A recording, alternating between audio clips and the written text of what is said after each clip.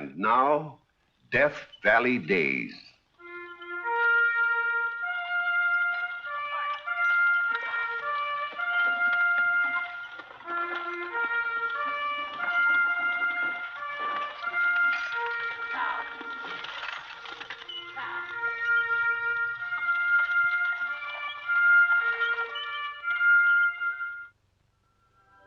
Howdy, folks. I'm the Old Ranger, and I have another interesting true story for you about the historic Death Valley country. You oldsters in the audience may remember back around the turn of the century a desperado known as Killer Burke, who murdered at least 3 people in cold blood before the Nevada authorities finally caught up with him. The whole West, even a remote Death Valley mining camp, breathed a sigh of relief when Burke was convicted.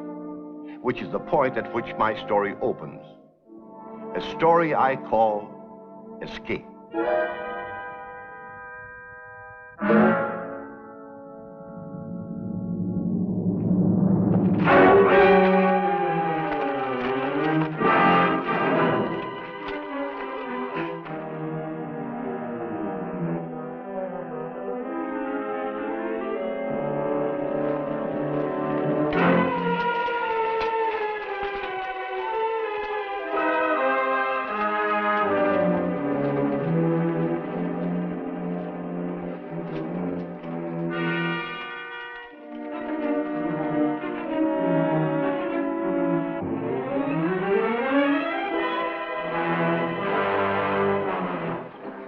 That stage certainly is crowded. I hope it doesn't break down. I certainly hate to stay here in Death Valley all the rest of the summer. It wouldn't be very pleasant. I understand you're going down your own rig. Yeah, that's right. Won't be leaving for another week, though. Does it take that long to close up the camp? The company property around here, Myra. Well, I certainly am glad my Jake ain't the superintendent. By this time tomorrow night, we'll be down where it's cool. Oh, morning, Evelyn. Morning, Myra. Was there any mail, Harry? Just this newspaper. Later on, when I have nothing else to do. But don't lose it. It'll be the last one we'll be seeing for a while. I still think you ought to be coming out on the stage with us, Evelyn. We'll be following in a week. There's no sense in your staying on here as poorly as you're feeling. I'm not sick. Oh, anyone can see you've not been yourself lately, all pale and draggy. It's the heat. And it's going to get worse every day. That's what I mean. No, she wants to say, Myra, keep me company, hmm? There's limits to a wife's devotion. All aboard! Oh, mercy, I've got to run. Well, goodbye, both of you. Bye-bye. Bye, Myra. And goodbye, Death Valley. See you in September. Happy summer.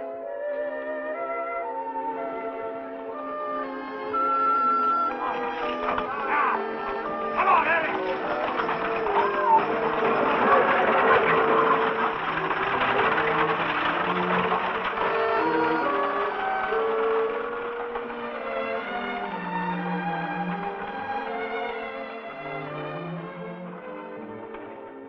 Well, alone at last, hmm?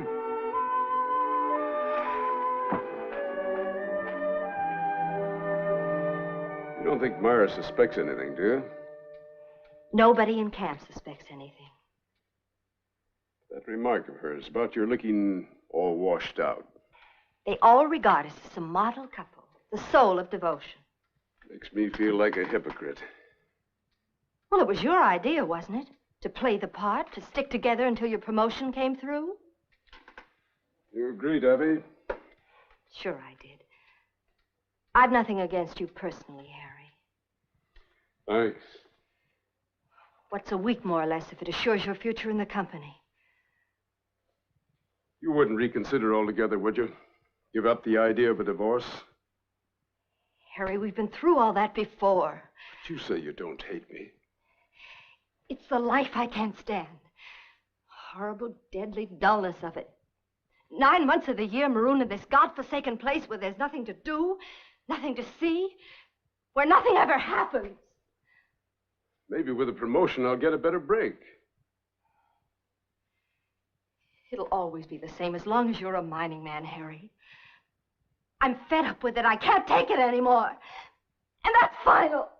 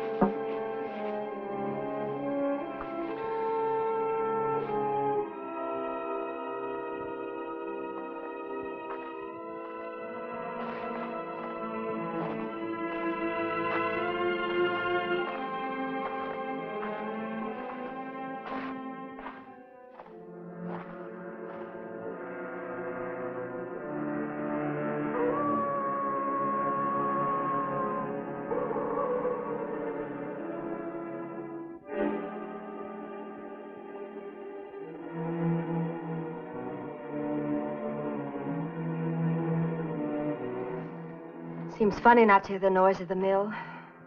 The ore cars running. Night crews coming on. Town is like a tomb.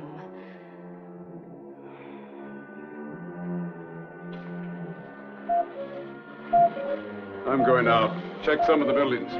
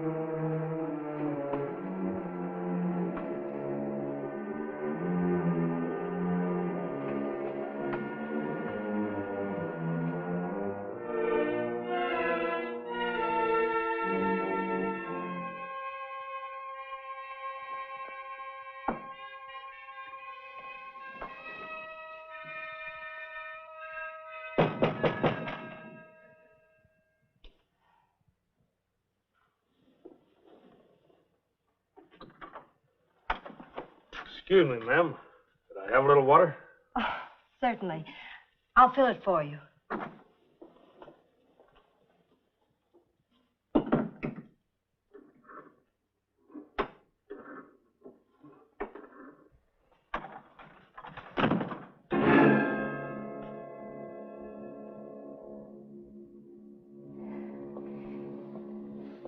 Here's your canteen. Thanks. How about some grub? I ain't eat all day. Haven't I seen you someplace before? You might have. I've been prospecting hereabouts for quite some time. My burro disappeared with all my gear. Doggone his hide.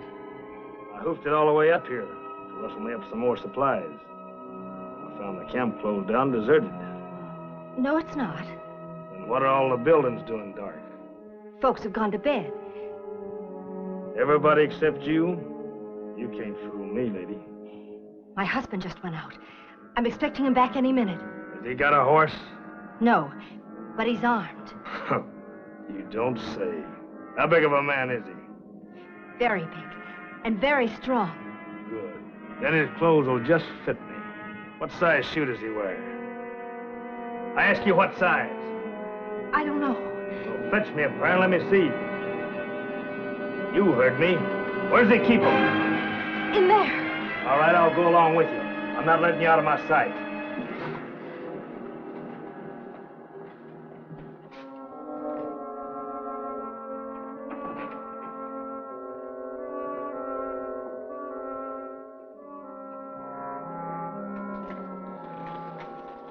Well, it fit me just like a glove.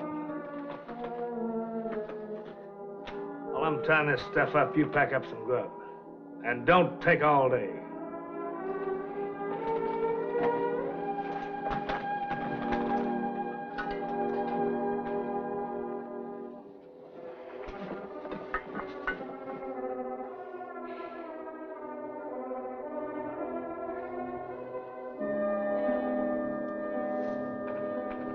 What's that?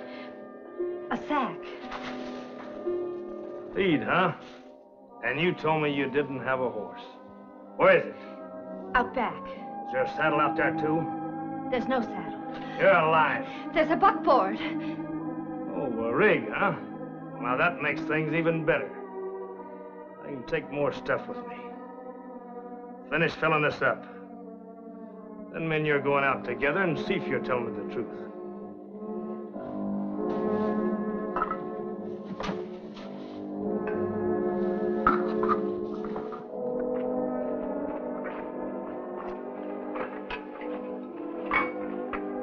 Nice, respectable rig. Hold this lantern while I hitch up the team. Is that your old man? Evie, is that you? Answer him, just like everything's all right. Evie? Yes, Harry? Oh, what are you doing out here?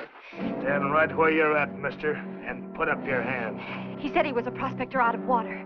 He came to the door. So he was armed, was he? Why, you lying Jane. What are you? Harry! Harry! You the only two here in camp? Answer me! Yes! No other horses? Good. And there'll be no need for me to hurry.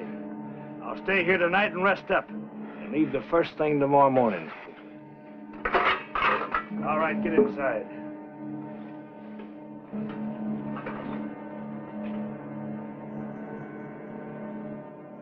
Come on, hold that mirror still. Hand me that towel over here.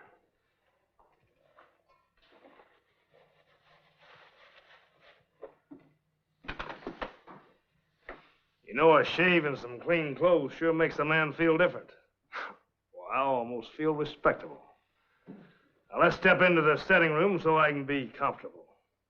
After you, ma'am.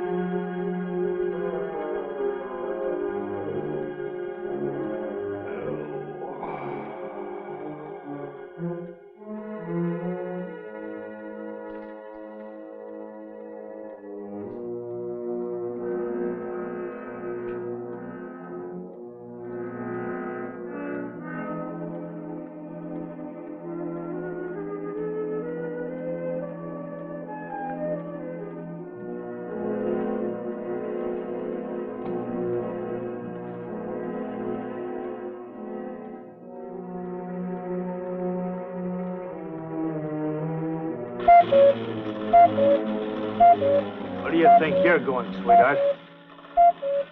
Out to the kitchen to make some coffee. All right, but don't try anything funny. I'll take it out on your old man.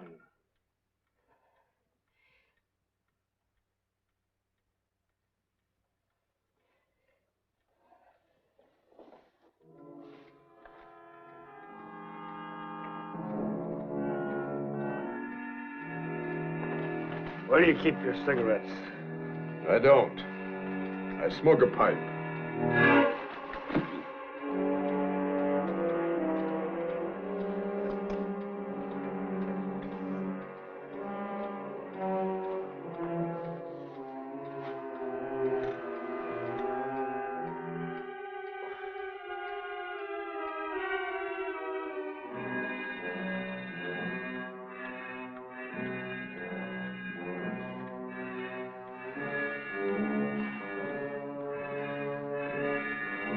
You wouldn't slip me a Mickey Finn, would you, lady?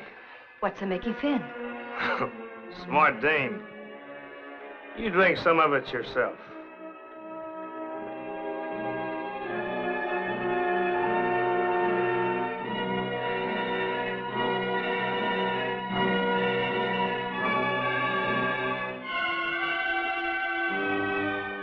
Well, right good coffee.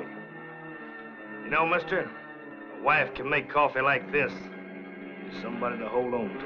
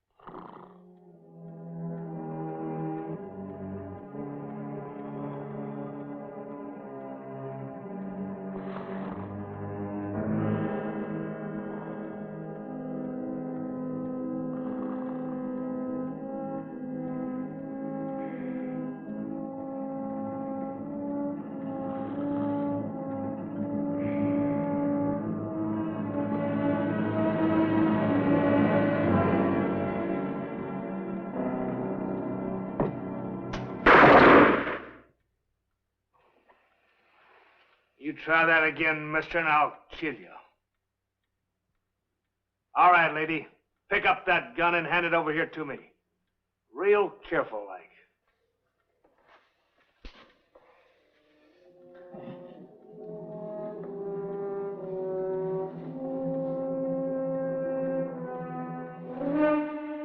Well, I knew if I waited long enough, I'd find out where you kept your gun. Get back over there and mind your knitting.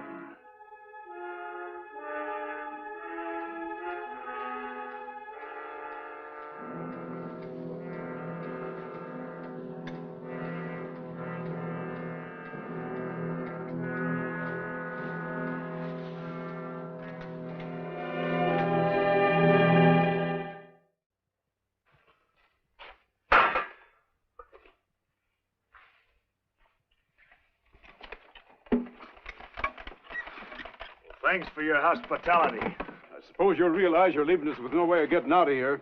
The supplies for only a couple of days. Well, that's your worry, brother. It's your lives or mine. And mine happens to be worth more by $5,000. Well, it looks like we're in for quite a scorcher. Now stand right where you're at till I'm out of sight. Get up.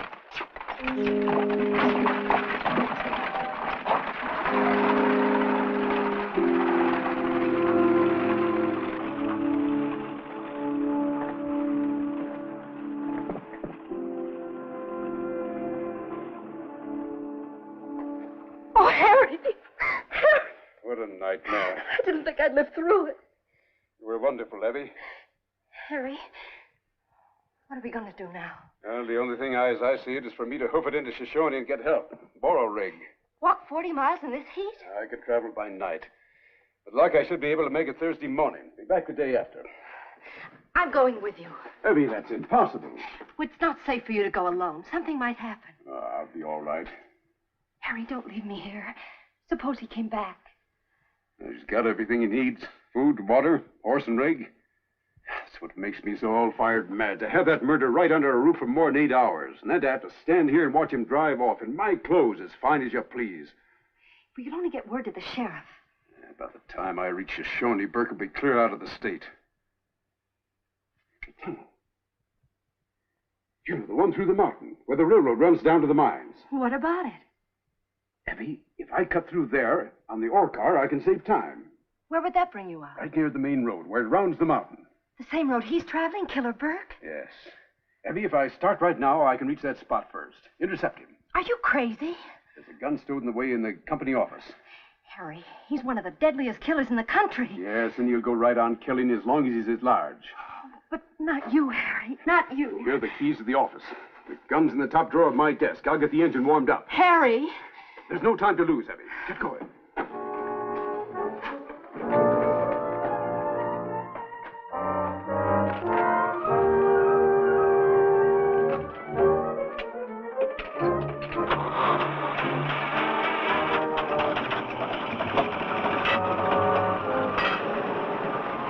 Here. Good. You brought two. The other one's for me. What? I'm going with you, Harry. Evie, no. Don't argue. But it's dangerous. So was last night. You might need help. Anyway, whatever happens, I want to be with you. Evie. Let's go.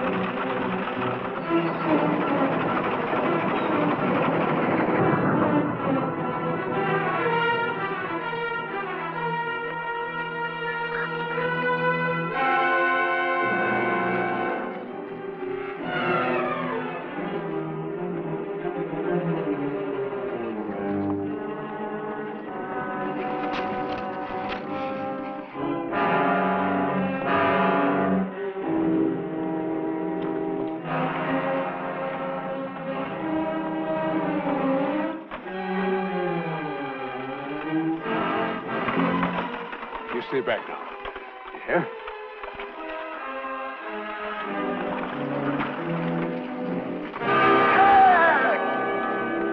Get your hands up there, Burke. All right, throw your gun down here. Come on, be quick about it. All right, get down.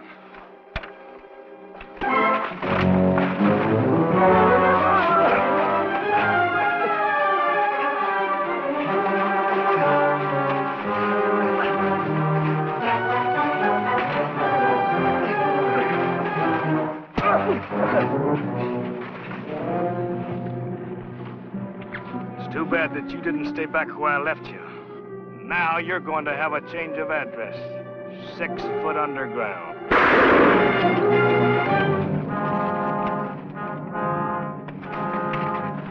Give me that strap out of the wagon. Come on, Burke, get around there. Get around the back of the wagon. Move! Sit up in there.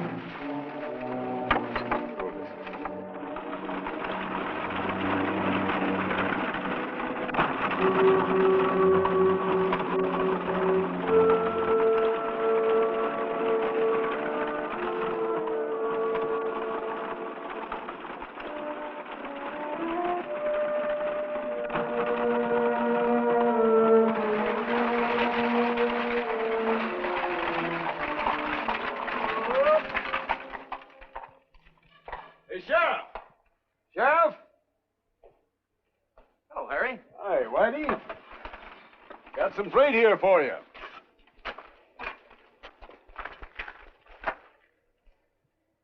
Why'd you kill a bird? That's right. How'd you get him? Well, it's a long story. Hey, Evie?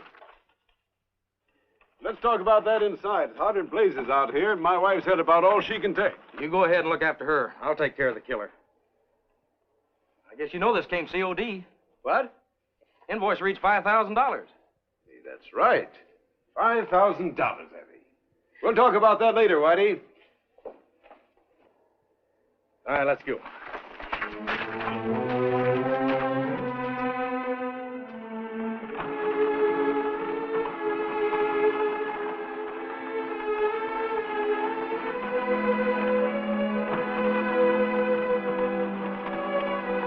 Nine months of the year in a desert mining camp. That'll suit me just fine. Isolated, dull. I've had enough excitement to last me the rest of my life. Are you sure, Evie? I love you, Harry.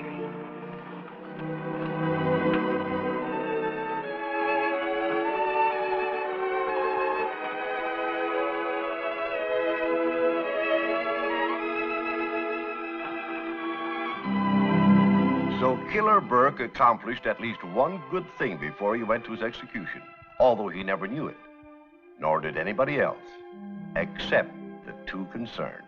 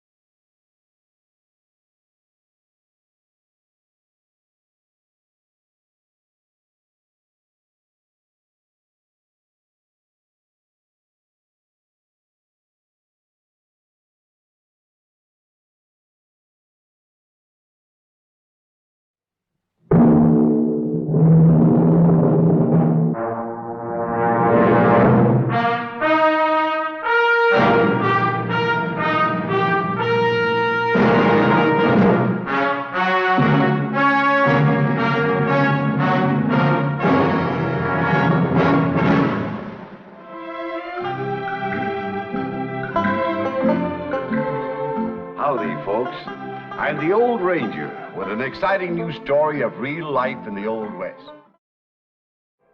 There's an old saying that politics makes strange bedfellows, but I'll say that prospecting makes even stranger ones.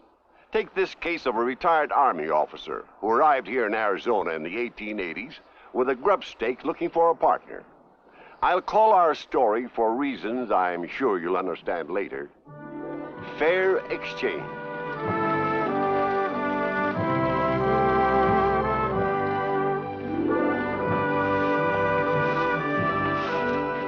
Pardon me, sir. I'm trying to locate Mr. Stoner. The mining man. He was referred to me by a friend back east. Oh, Charlie Stoner. Could you direct me to his office? See that building across the street? The Road to Ruin? That's where he generally transacts his business. Thank you.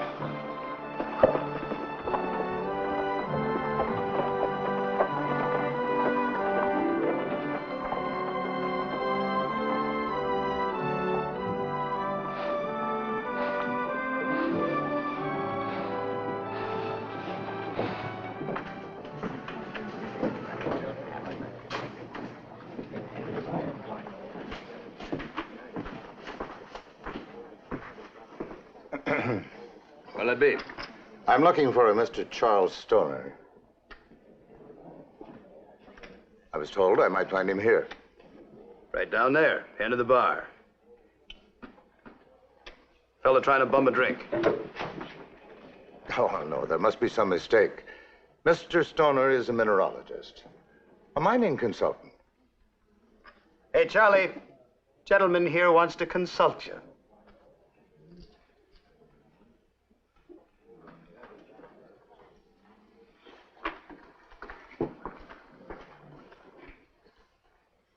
Two whiskeys. I'm Major George Bullock. Our mutual friend, Captain Boyd, tells me you know more about ores than any man in Saline County. In the whole stinking territory. What you got in mind, mister? I mean, Major. Let's sit down.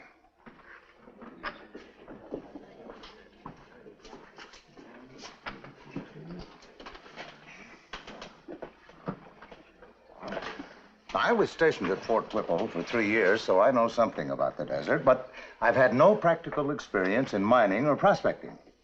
That's where I come in. Everything that Boyd told you about me, Major, was true. I'm a rock hound from way back. A long way back. Oh, I know I sort of lost my grip. This devilish drink.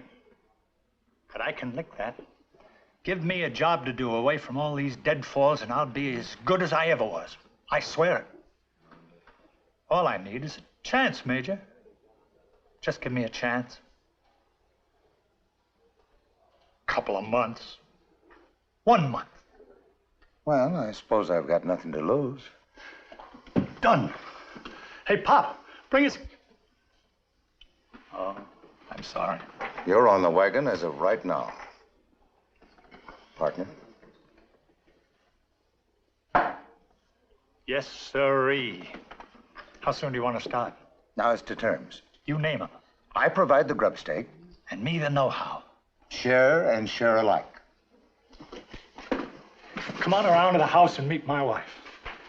This'll be the best news that Phoebe's had in years. Uh-oh. My bag. Did you get rid of him? I beg your pardon. Never gives up hoping, Charlie don't, that he can bamboozle somebody into grub staking him. But it won't be a tough old army man, will it, Major?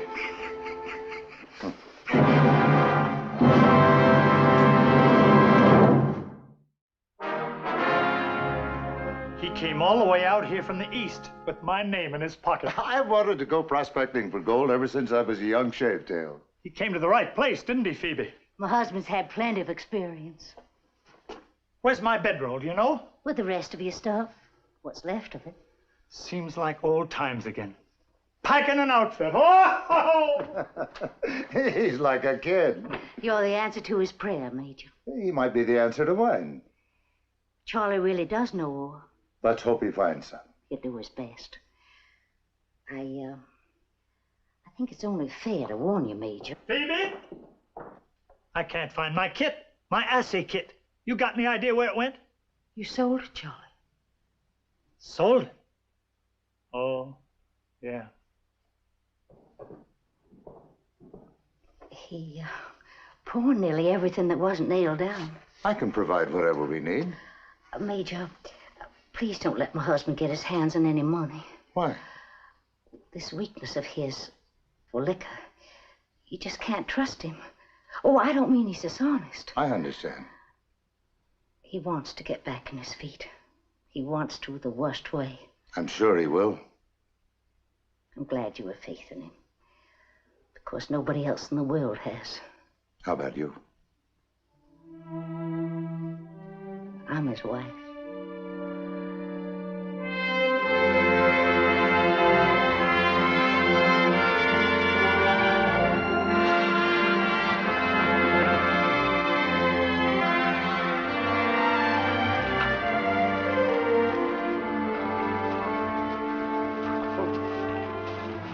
Anybody there? Good. We can move in.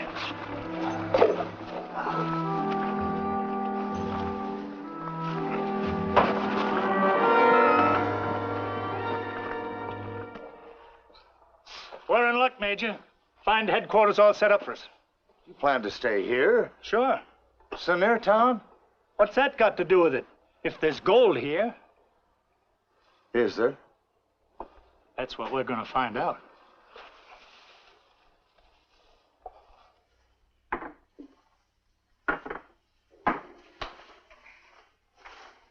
Well, everything's shipshape. Oh, say, pretty fancy cufflinks, Major. A gift from a very fine woman. Very much like your Phoebe. Scorpion. I got him. Well, guess I'll get up in the old bunk. Oh, is that late? I say exactly 8:32. What do you say? Nothing. I don't own a watch. I just go by my stomach. Well, good night, Major. You mind if I read a while? Not if you can keep your eyes open. More than I can do.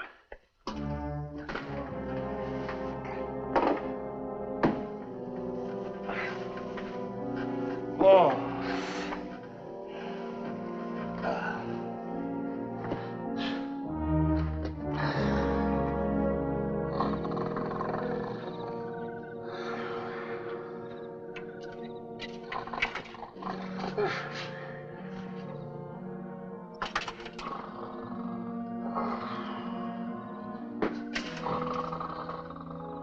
What's that?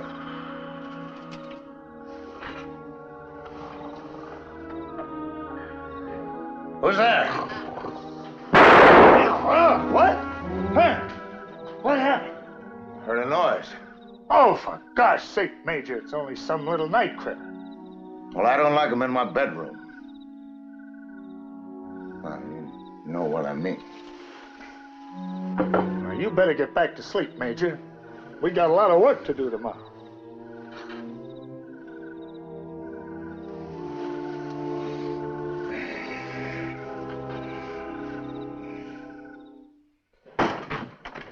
Good morning, Major. Charlie, you seen my watch? Your watch? Right beside my bunk last night. Now it's missing. Huh.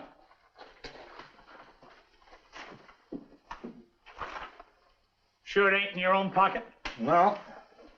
Huh. Well, that's the darndest. I heard a watch is running down before, but never away. It's no joking matter, Charlie. It'll show up. It better. Before the end of the day, Charlie. I'll rustle us some coffee.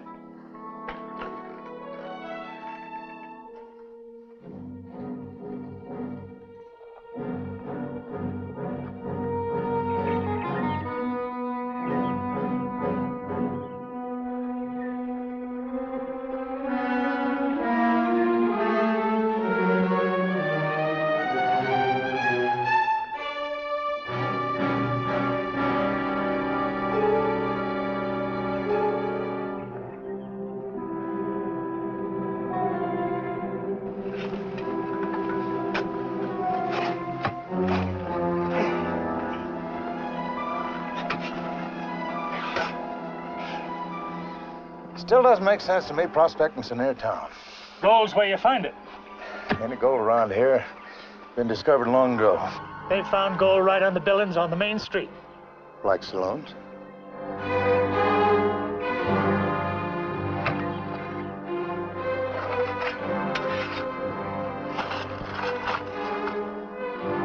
What's wrong? Oh, this pick. Hasps come loose. I'll have to go back to the shack and get another one. Well, let's call it a day. No. Won't take me long. I'll be right back.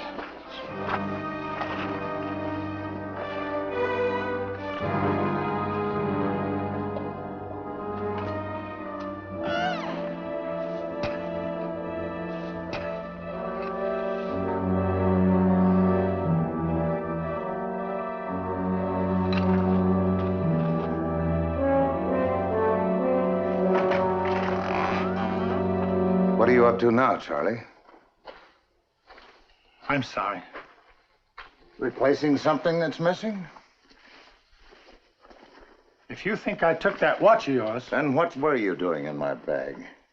Looking for my stick pin, maybe my medal?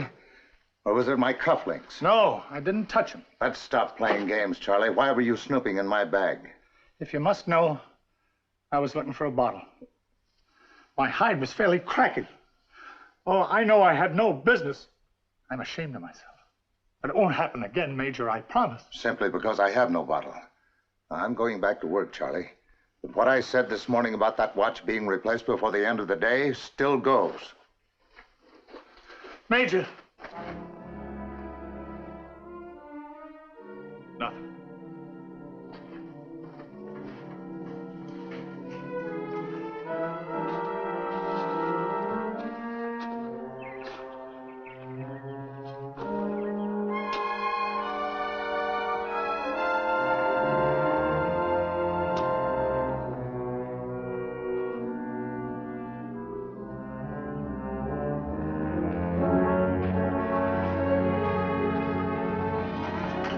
Charlie?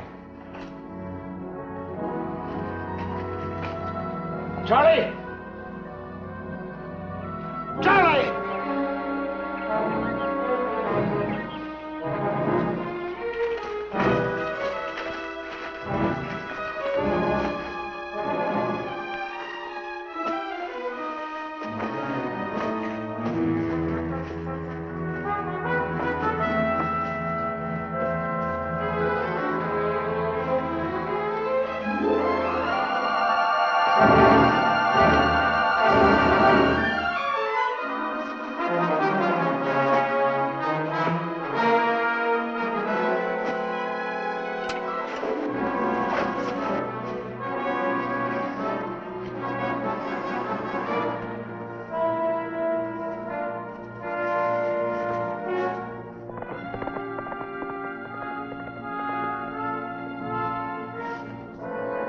Hey, Pop, fill her up. Ain't you had about enough for one night, Charlie? I want to get drunk. That's my business. Okay. Okay.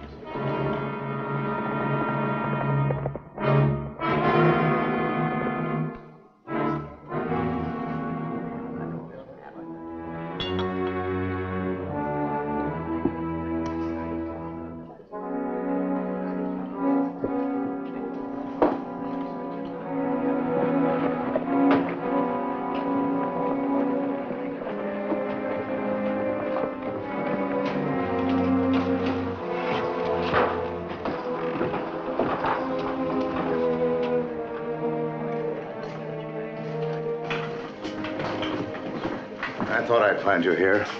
All right, Charlie, fork him over. Charlie, what'd you do with him? Well, if it ain't the Major. What'll it be? My gold watch and cufflinks. He stole them. Oh, I ain't seen nothing of him. He's paid for his drinks in cash. Then he must have hocked them. All right, Charlie, where'd you hock them? Charlie, what did you do with my things? Things. Beautiful. Keep an eye on it. Where are you going? To get the sheriff.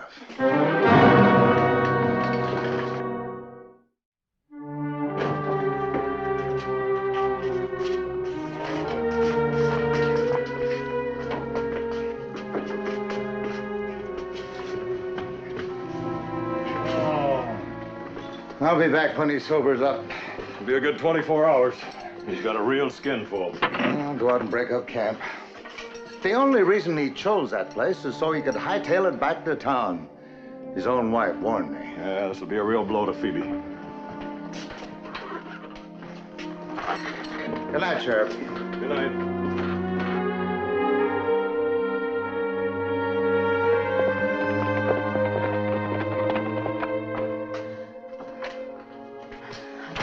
Got your message, Sheriff. I thought you might worry if Charlie didn't come home. I didn't even know he was in town. I'll take him as soon as he's in any condition. You, prepared to go bail? Bail? Since when is getting drunk a crime?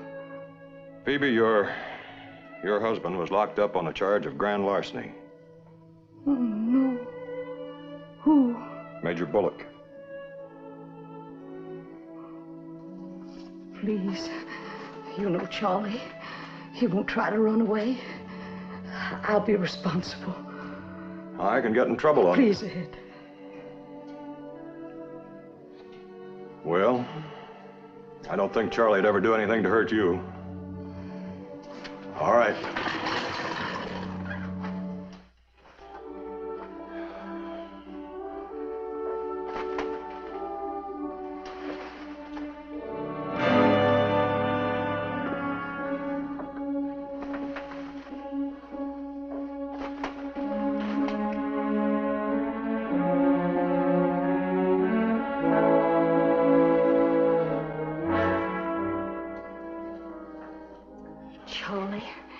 Why did you do it? He trusted you. Trusted my foot. He was double-crossing me. Charlie, there's no excuse ever for stealing. I took nothing but what was rightfully mine. His watch and cufflinks. Half of them nuggets belonged to me. Nuggets? Share and share alike. That was the agreement. Did you say nuggets? Sure. That buzzard struck gold and never told me. Hid it under his bunk where he thought I wouldn't find it. Charlie, are you telling me the truth? How do you think I got the money to get drunk? Oh, I know I shouldn't have fallen off the wagon, Phoebe, but I was so darn mad. I'm mad, too. Come on. We're gonna drive out there right now and settle a few things with Mr. Major.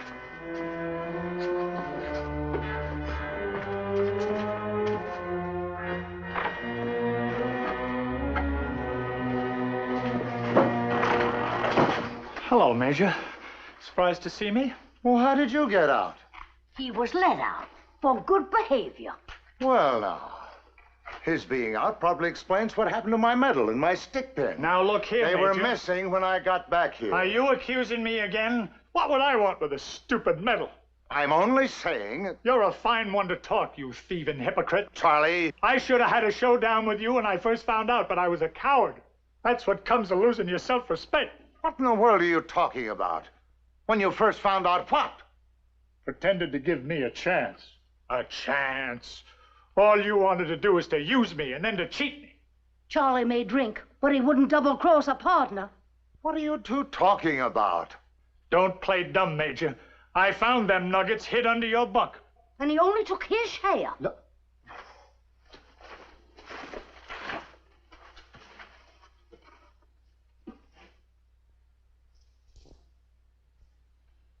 I never saw these before in my life. Then how did they get there? I don't know. You can look in my bag. There's nothing there. Nothing. Except this hole. Looks like something gnawed it.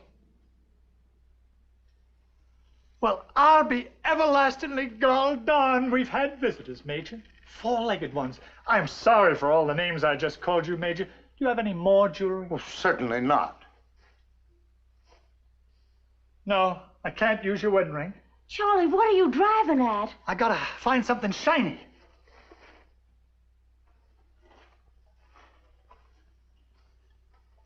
Charlie, what in the world are you doing? Now just sit down and stay put, even if it takes all night. And don't make a sound, or else wait outside. You too.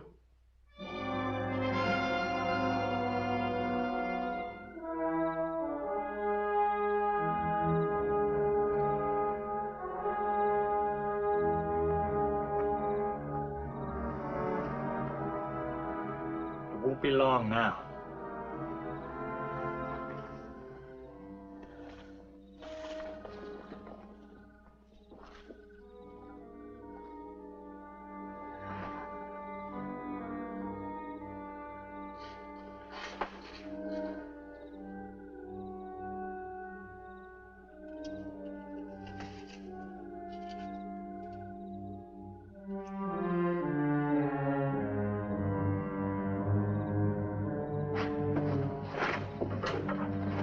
Where are you going?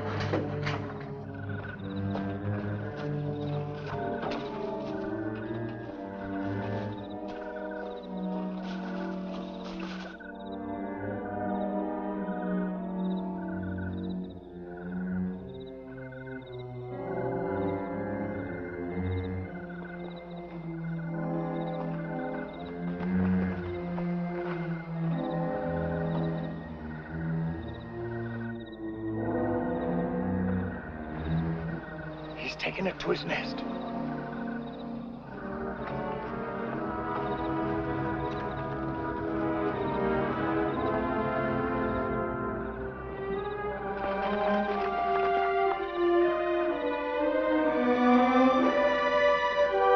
What did I tell you?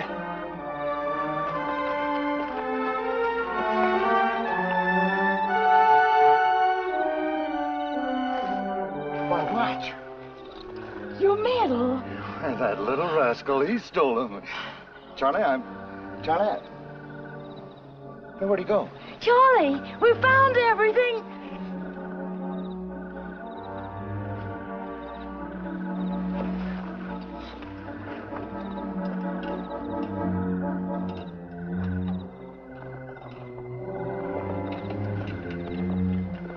Charlie, I want to apologize for even thinking that you'd steal these. Junk. Junk?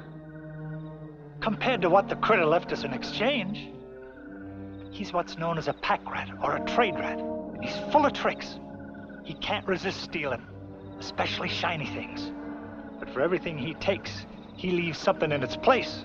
The nuggets. The nuggets.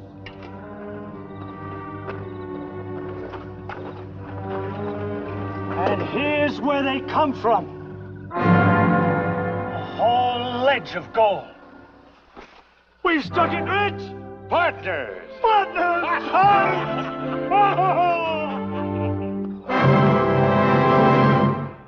And that's the story how one of the great gold mines of Saline, Arizona was discovered. It made its owners rich, but more than that, it made a mannequin of Charlie.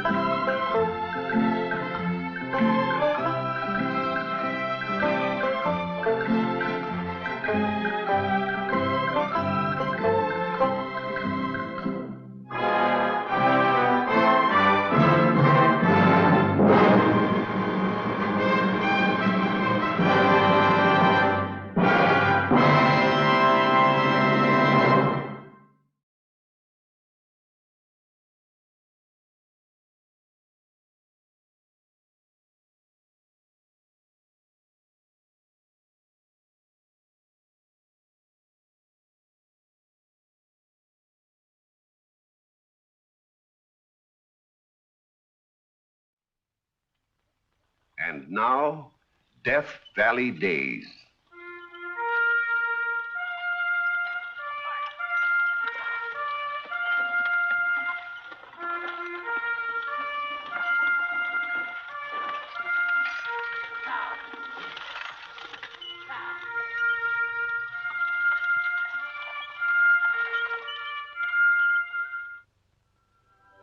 Howdy, folks. I'm the Old Ranger, and I have another interesting true story for you about the historic Death Valley country. My story starts one day in 1892, when a stranger drifted into the desert mining camp of Darwin near Death Valley. He carried with him a small black bag, which contained what soon became famous as Pharaoh Bill's layout. Within a few hours, he had made a deal with the owner of Darwin's big casino and set himself up with his Pharaoh layout.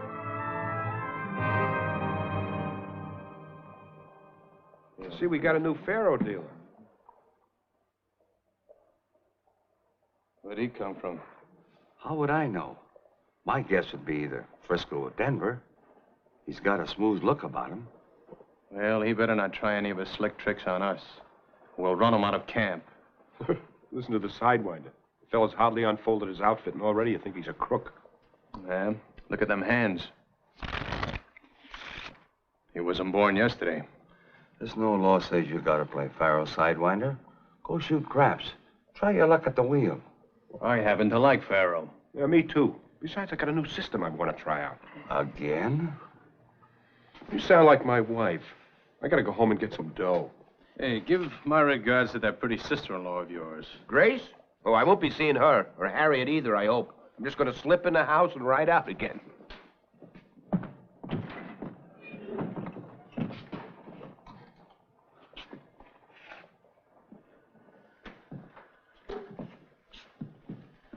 Game running?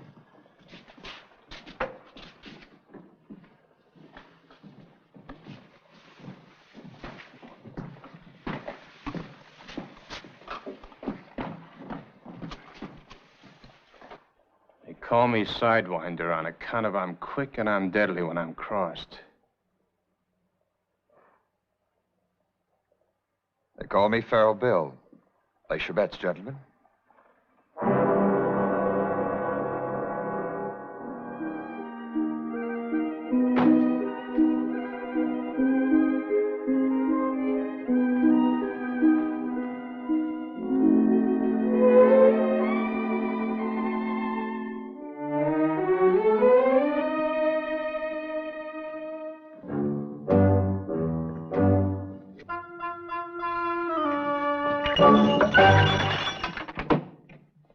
What in the world is...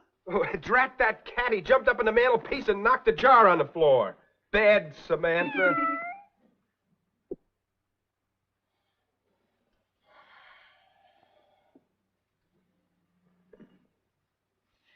Give me the money.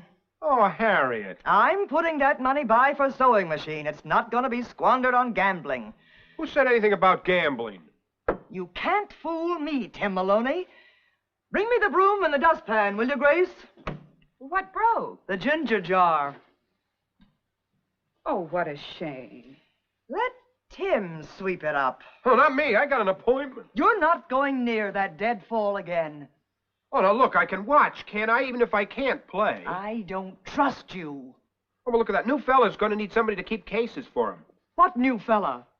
Oh, new Pharaoh dealer just hit town. Another? Oh, this one isn't like the regular run of tin horns. He's got class. Class?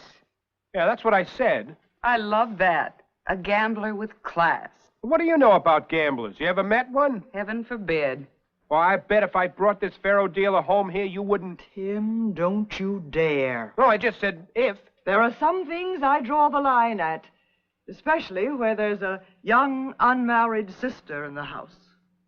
Oh, for Pete's sake, you think it was like smallpox? It's worse. You can vaccinate for smallpox. When you get married, Grace, marry a man who doesn't know one card from another. I'll make sure of that, after seeing the cross you have to bear. Of course, Tim isn't really bad. He don't drink or beat me up. And when I catch him like I did today, the money. He got away with it. He's taken it to the casino to play Pharaoh with. Oh, whatever am I going to do with that man?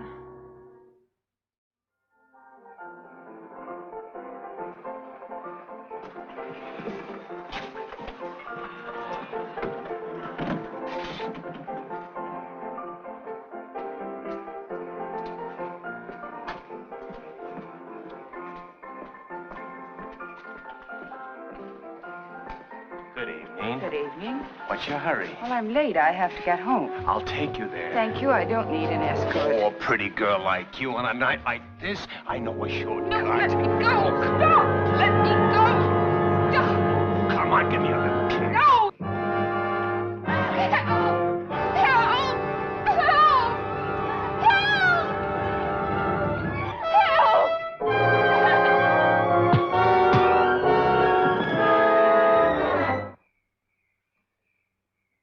You all right?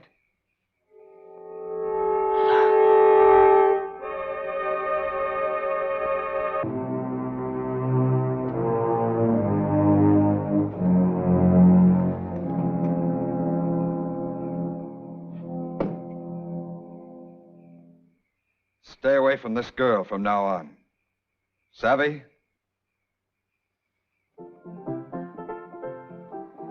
I'll see you wherever you're going. Oh, thank you.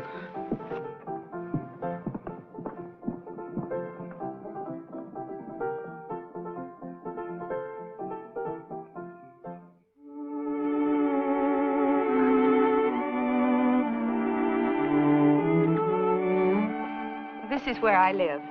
Then I'll say goodnight. Well, won't you come in and meet my folks? I know they'd like to thank you for what you did. I'm already late for work. Were you a minor? No.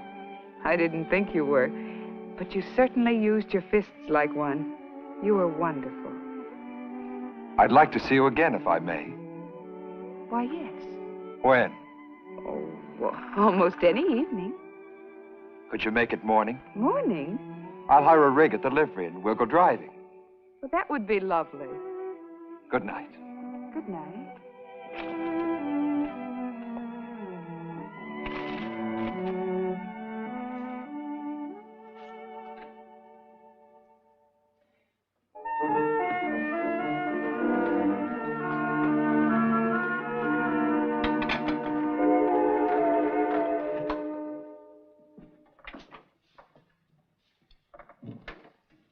Grace, we were getting worried about you. What happened? Well, I was detained. Here, you can take over. Tim, I never knew such a shirker. I hope when you get a husband, Grace, he's domesticated. What do you keep needling the poor girl for about getting married? I want to see her happily settled. I will be, one of these days. Well, don't wait too long. Yeah, grab the first man who asks you, like Harriet did. Tim Maloney!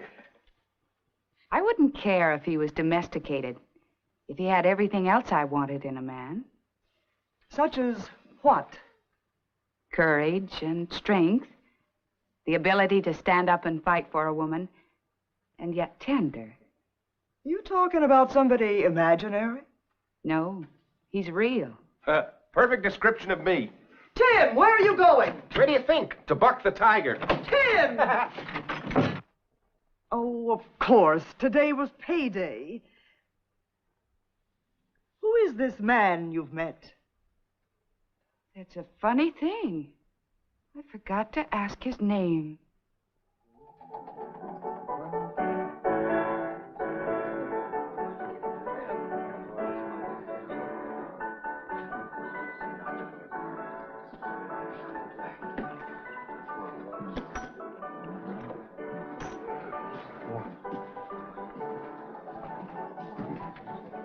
Give me another one, Rusty.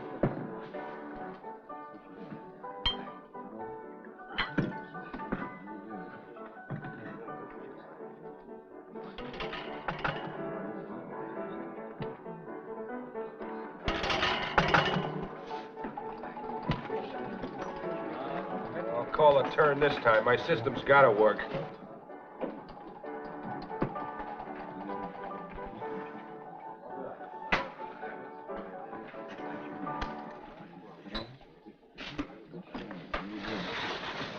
Move over. I'm getting in on this game. How many chips? I'm putting cash money on this here layout. Suit yourself. And when I win, I want cash money in return. $50 on the 8 to win.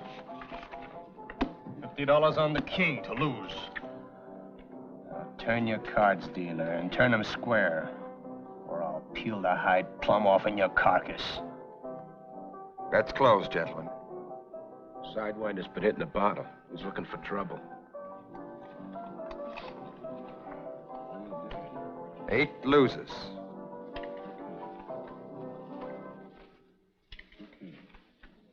King wins.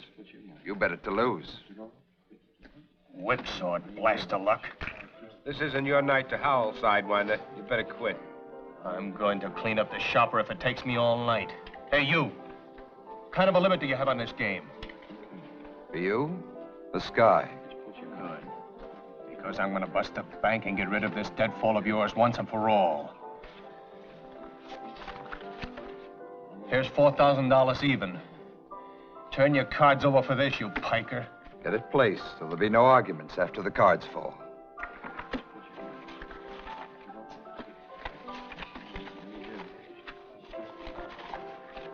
I'm dropping out. When a game goes local like this, I quit. Are you ready? Go ahead and deal.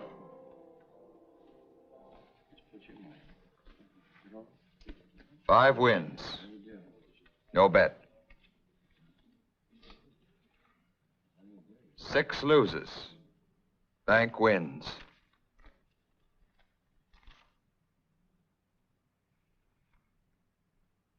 $10 wins. No bet. 4 loses. Bank wins.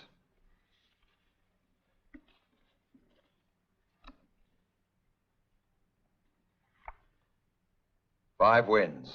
No bet.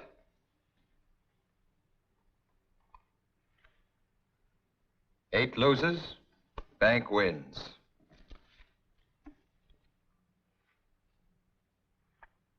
Ace wins. No bet. Queen loses. Bank wins. Why, you dirty crook, you can't get away with this. Take it easy, Sidewinder. This game is a skin and a brace. And I'm asking for my money back. You're drunk. I'm asking for it with this.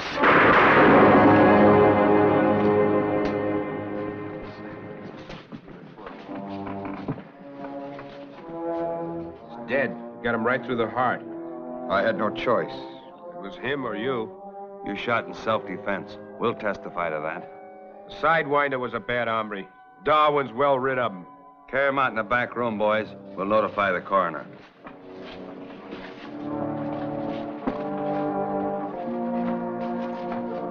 Whatever expense there is, I'll stand. The game's over.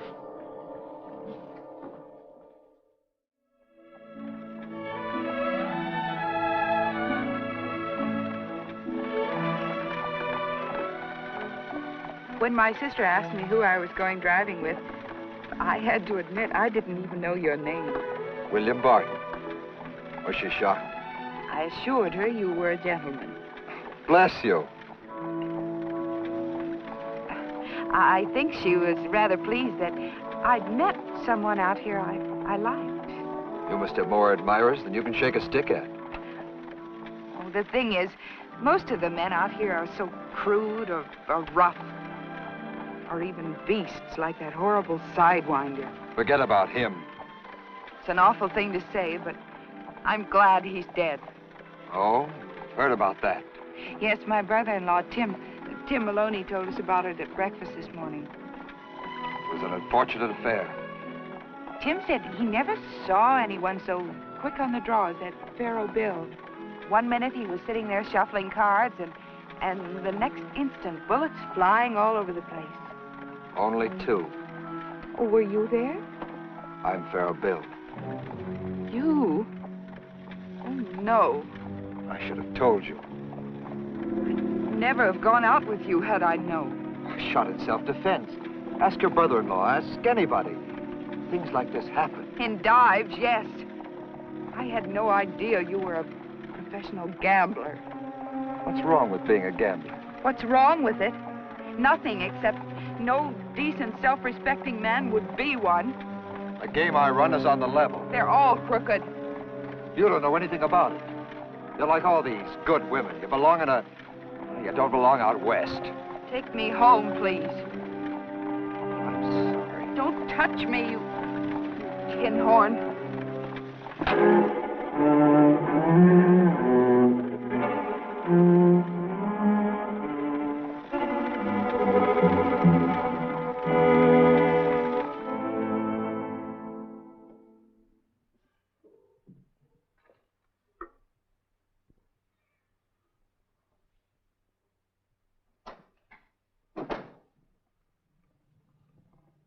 Did you have a nice drive? He looks like quite a lady killer. He is a killer. He's the man who shot the Sidewinder. Pharaoh Bill, the gambler. And you thought he was a gentleman. Oh, are you all right, dear? Oh, that was a close call.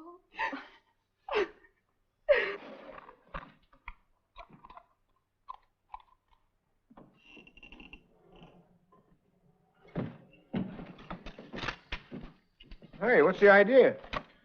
I'm folding. You're not leaving town. Yep, on the 4 o'clock stage. It's not on account of the shooting. Could be. Oh, now, look, Bill, nobody in Darwin holds that against you. In fact, they're kind of grateful you rid the town of a bad hombre. Well, so long.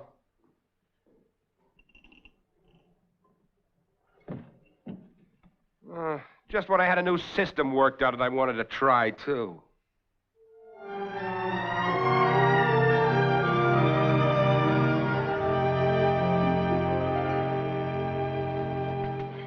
Tim, can't you sit somewhere except right in front of the stove?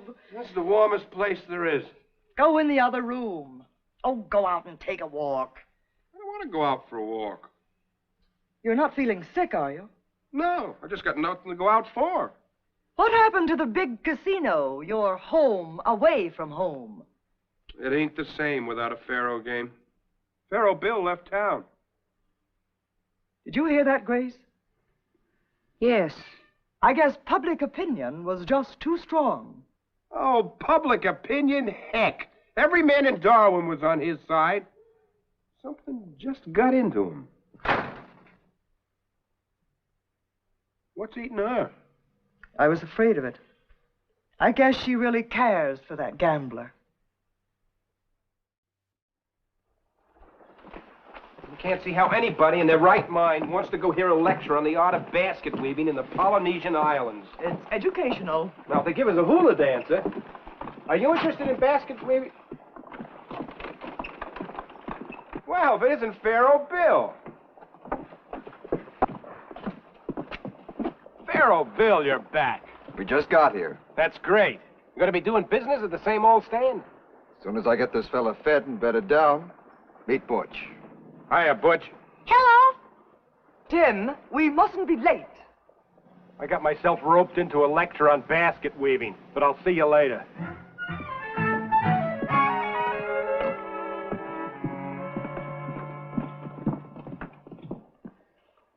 Who was the boy with him? His name's Butch, that's all I know. You don't suppose it was his own son? Could be.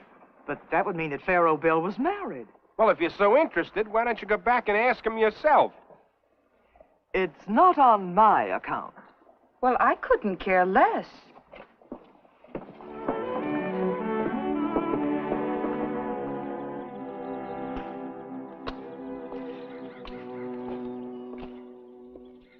Catch it, Kitty. Her name's Samantha. Oh. What's your name? Butch. Butch what? He's a good jumper. You're the little boy I saw with Mr. Burton the other day. Who? Oh, you mean Bill. Oh, then he's not your father. No, ma'am. If he has kittens, will you let me have one of them? Well, that won't be for quite a while, I'm afraid. That's all right, always. Oh, you're planning to stay on here then in Darwin? Yes, ma'am. You come over any time you want to play. I like little boys. I like you. You're nice. Well, thank you. Seems like all I do is wash dishes or peel potatoes. Where's my gun? Tim, what's happened? The kid's gone. Pharaoh Bill can't find hide nor hair of him. Butch? Yeah. We don't know what happened to him, whether he's lost or run away or what, but the whole casino's joining in the search.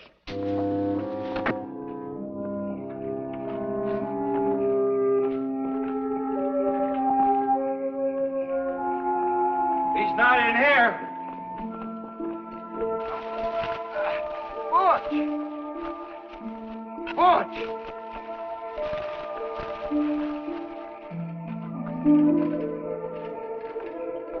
Butch? Butch!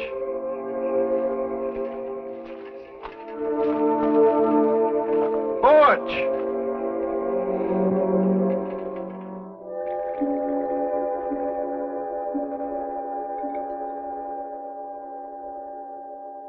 Thanks, Grace. I sure need it. A beef. They'll find him. Maybe he's been stolen. This will do you good. I should be out looking for him instead of wasting time in here. Samantha, our cat. I'd forgotten all about her. Sounds like she's been shut in someplace. I noticed she hadn't eaten her supper. Samantha, kitty. So that's where you are. How did you get yourself locked in a closet?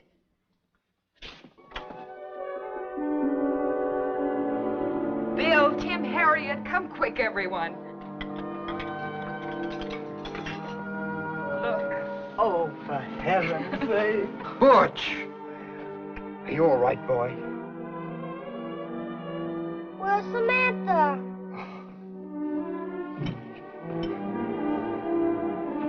It's right here in the house.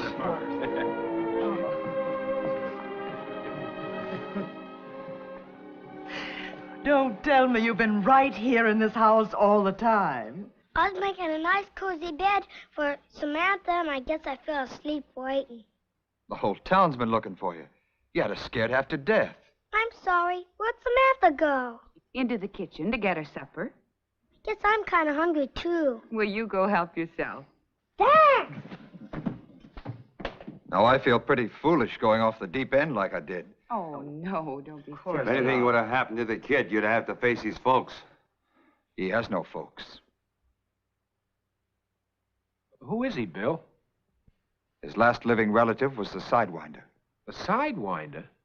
How did you find out? When we went through his pockets, we found some receipts for some money orders he'd been sending to a certain party in Big Pine. So I made a trip over to investigate. The boy was in a foster home, and there was sickness there. Money or no money, they didn't feel they could keep him, so I said I'd take him. Seemed the least I could do for the man I'd killed. Why didn't you tell us before, Bill? I was afraid you'd think I was a sentimental fool. I feel better now. So do I. Let's go home, son.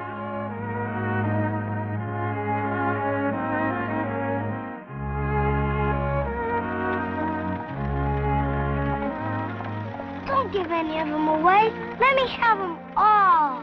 5 kittens? Where would you keep them? Not at the big casino. Gee, I wish we had a house. That calls for a woman. Would you come and live with us, Miss Grace? Couldn't you, Bill? You took the words right out of my mouth. Last time we went driving, you said I didn't belong out west. I was wrong. So was I. About a great many things. Will you, Miss Grace? Will you? You know, the layout, it's up to you to call the turn. Everything I have to win. Oh, boy!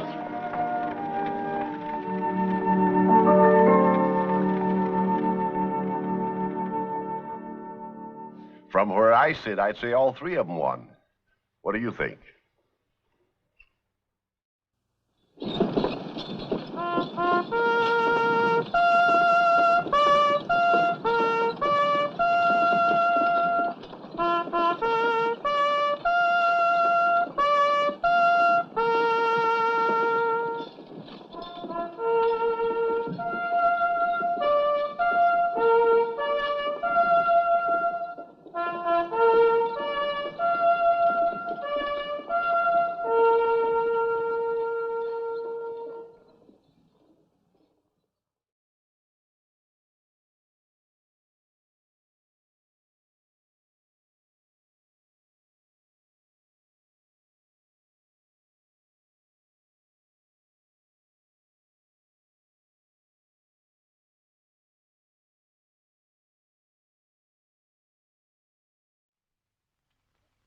And now, Death Valley Days.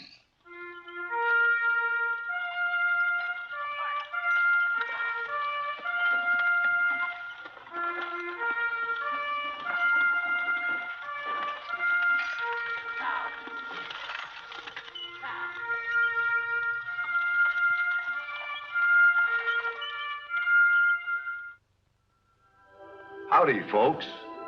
I'm the Old Ranger, and I have another interesting true story for you about the historic Death Valley country. This is the story of a young man who went west to search for gold in the earth of Nevada and found it instead in a fame that extended around the world. When all his mining ventures had failed, he took a job as a reporter on the Virginia City Enterprise, where he first used the pen name destined for greatness, Mark Twain. But more than his name was born there.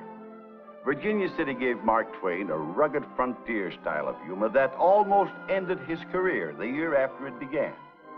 I call the story 15 Paces to Fame. It is the spring of 1864, and the country is engaged in civil war.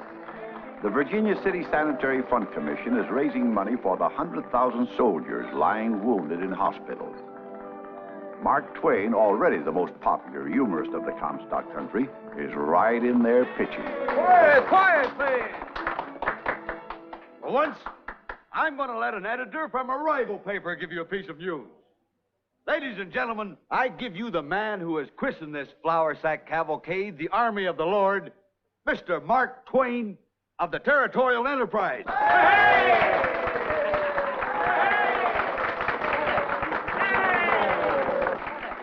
Thank you, Tom Fitch of the Virginia Daily Union. Friends, I got a powerful lot of words inside of me. You sure have, Mark. Lots of them you can't use here. But I'm going to save them for my column in the Enterprise. Because this is a time to give it to you short and sweet. The rival armies of General Grant and General Lee are converging on Richmond. And with every step, soldiers are bleeding with 1,000 wounds.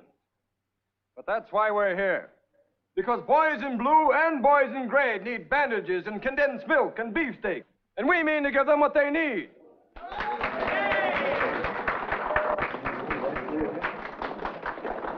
This handsome young Southerner, Mr. Rennell Gridley, had to carry this sack through the streets of Austin because he lost an election bet. When he got through, he put it up for auction, and the town paid $3,500 for it. Then he took it to Silver City and Dayton and raised $4,000 more. And our neighbors at Gold Hill put up $7,000. Now, what's Virginia City going to do? Cover the entire amount. My sentiments exactly.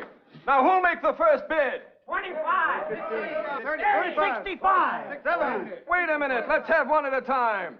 The staff of the Territorial Enterprise bids $150. Sold to the Enterprise for $150. Who'll buy next? The employees of the Daily Union bid $300. Sold to the Union for $300. He's trying to show us up. Papa, it was Gans who made that bid. I know his voice. I'm proud of your lad, but I'm going to outdo him. I bid $500. Sold to Tom Cochran for $500. All right. Who'll take the next bid? Speak up, the next bid. Hello, Gene. Mr. Cochran. Gans, I heard your bid. I guess we showed up the Enterprise, huh? I'm going over there to give Mark Twain a news item as soon as this is over. You mean you'd actually give news to a paper that's our bitter rival? Better keep an eye on her, Gans. Could be she just wants an excuse to talk to Mark Twain. Oh, Papa. Why would you want to talk to that big liar? Liar? Well, isn't he? Writing silly hoaxes about a petrified man that never existed and a terrible massacre that never happened. He was being funny. Funniest stuff I ever read in my life. I guess a mere cub reporter doesn't cut any ice around here. If you're talking about this cub, he just happens to be the man I love. Well, that's more like it.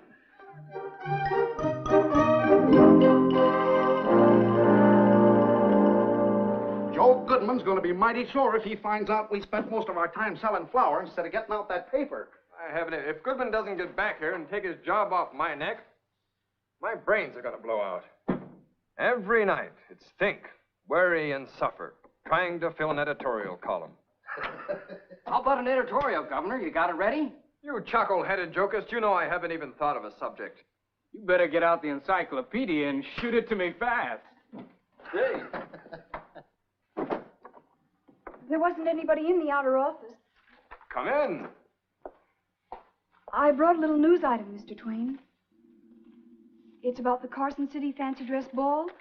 The ladies of Carson are putting it on for the sanitary fund.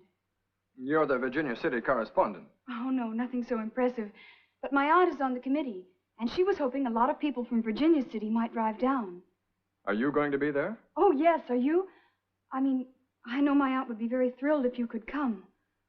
Well, now. Seems to me it's in my line of duty as a newspaperman to cover such an important occasion.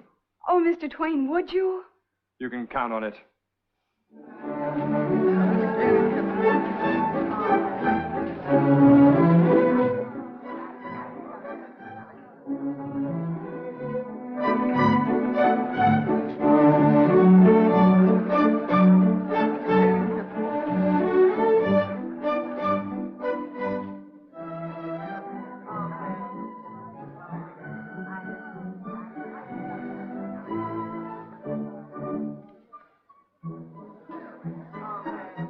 Darling, you're the most beautiful girl at the ball.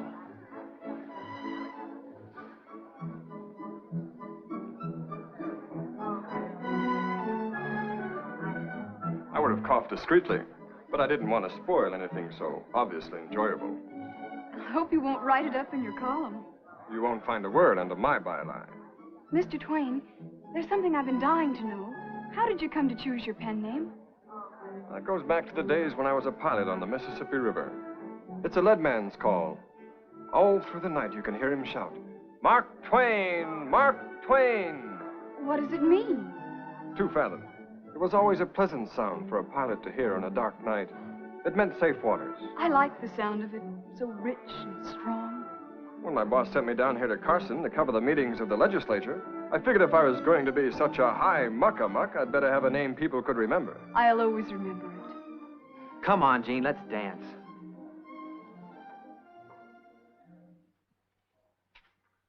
Sucker, that's what I am.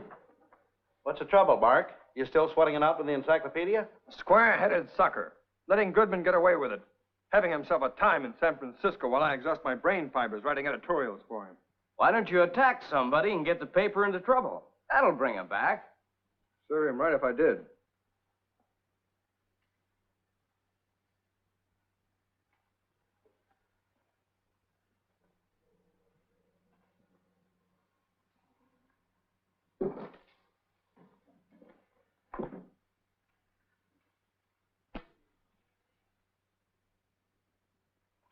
Now I have reached into my string.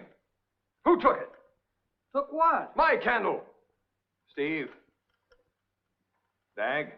I haven't set eyes on it. Show me the shifty slumgullion that stole it, and I'll dust your jacket off with a horsewhip. Oh, calm down, Vesuvius. Here, you can take my lamp. I can't abide the smoky, smelly things. Just let me get my hands on the lunkhead who expects me to write in the dark, and I'll show them. If you're so itchy for a fight, you could start one on the paper so hot it would light up the whole office. What are you talking about? Remember the night the printers of the Union outbid us for the flour sack? Well, they've repudiated their bid. Haven't paid a penny. They haven't, huh? And I can give you another little item. The $3,000 the ladies of Carson raised at their fancy dress ball may never go to the fund. The changeable little darlings are thinking about using it for something else. I'll take that lamp. Now, just give me all the facts, and I'll write an editorial that will scorch the paper it's written on. Steve, you first. Well, as I heard it, it was like this.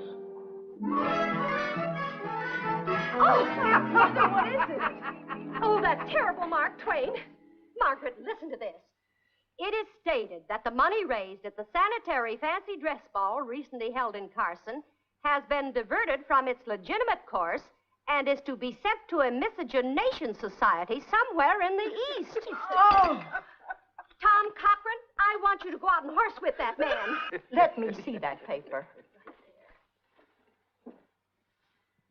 Well, the man's joking. He says right here that this is a hoax. but not all hoax, he says, for an effort is being made to divert those funds from their proper course. I'll take it up with my committee. We'll send a letter to the paper, and we'll get this impossible Mark Twain fired. Mr. Laird, have you seen today's Enterprise? No. What's our rival up to now? Listen to this. How is it the union overbid us for the flour, and now we are told, has repudiated the bid? We would like to know about this matter if we may make so free. Who dared write that? Mark Twain. Who else? Well, this time he's gone too far. Man, have you started something? Have you seen today's Union? No, what do they say? You sure stirred up a hornet's nest, Mark. Listen to what they say about us. Last year, the Enterprise itself appeared for a long time on the sanitary fund delinquent list. Listen to this. Now they're accusing us of delinquency with a string of despicable stuff, knotted so full of lies that there was not left a space sufficient for the smallest thread of truth. Never before have we found an opponent who conveyed in every word such a groveling disregard for truth, decency, and courtesy as to seem to court the distinction of being understood as a vulgar liar. Do you see that? Jim Laird calls me a liar. Here's another squib that says you're an unmitigated liar, a poltroon, and a puppy. Those are fighting words. Yes, sir, that settles it. This calls for blood. Blood? Well, he's right, Mark. You can't let Jim Laird insult you like this. You've got to demand a blood atonement. Oh, no, wait a minute. I fight with a pen, not a 44. Oh, this fight's gone beyond that. You can't let any man call you a liar, a poltroon, and a puppy and live. No, sir, you can't. Not if you got any red blood in your veins. Well, I got plenty of red blood in my veins. And I want to keep it there. Oh, Mark, look, this is your chance to become a big man on the mountain. Well, look at Joe Goodman. He crippled Tom Fitch for life in a duel. Look at me. I faced 3 men at 15 paces. Wounded to kill them all. Here's your chance to get a notch on your gun butt. If you kill a man in a duel, you'll be more looked up to than as if you killed 2 men any other way. I got no hankering to kill any man. Besides, I can't hit the side of a barn. I'll write another editorial. You'll write a letter to Jim Laird. I will. Unless you want to be disgraced forever and ever. Well, no, but I'll help you write it. You'll demand a public retraction of his insults or satisfaction on the field of honor. And I'll deliver to Jim Laird in person.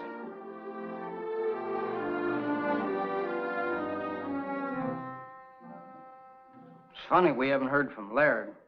He won't fight me. After that letter you wrote? You wrote. He'd have to be bloodless as a fish to let that pass.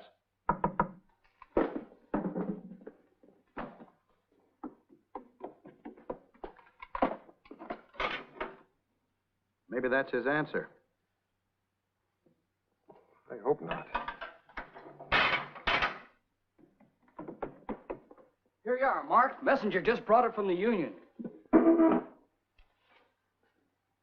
Well, go ahead, read it.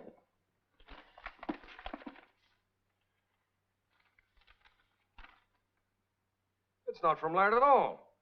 It's signed J.W. Wilmington. He claims he wrote that article. Says he has nothing to retract. Oh, probably some cub reporter. That poltroon puppy squib was signed printer. He must be the one. Well, it's a sure thing Laird wrote the other one. Of course he did. Furthermore, he's responsible for both of them. You're right. He's the editor. Look, we're not fooling around with any cub. We want the top man. Right.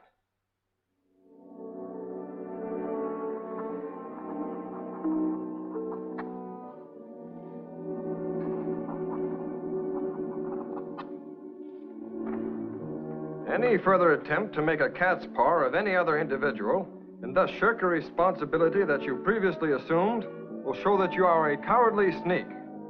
I now peremptorily demand of you the satisfaction to a gentleman without alternative. Brother, that ought to get him.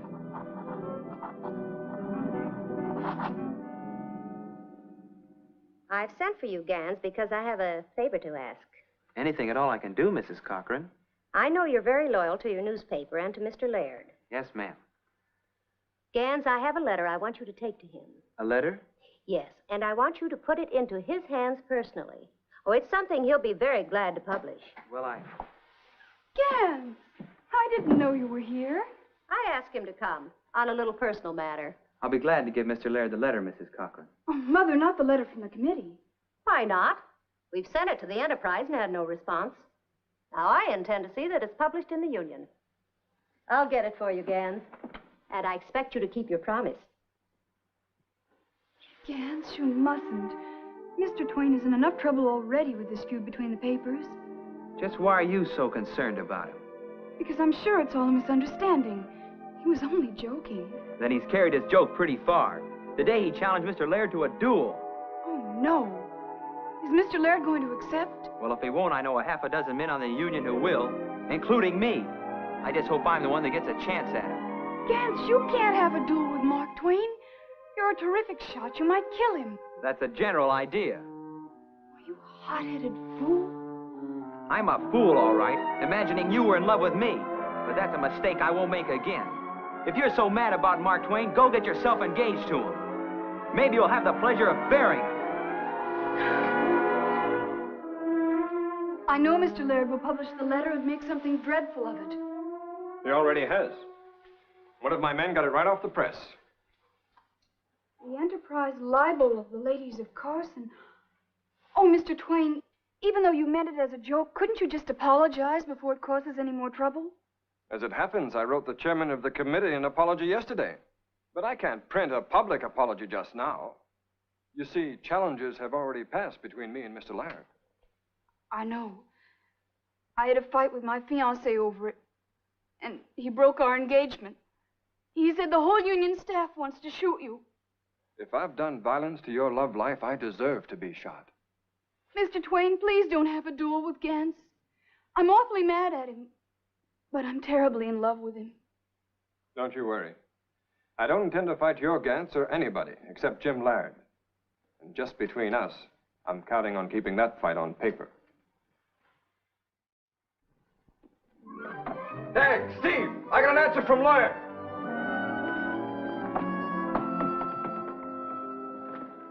Well, what does he say? He won't fight. He's still hiding behind that printer. If you decline to meet him after challenging him, you will prove yourself to be what he charged you with being, a liar, a poltroon, and a puppy.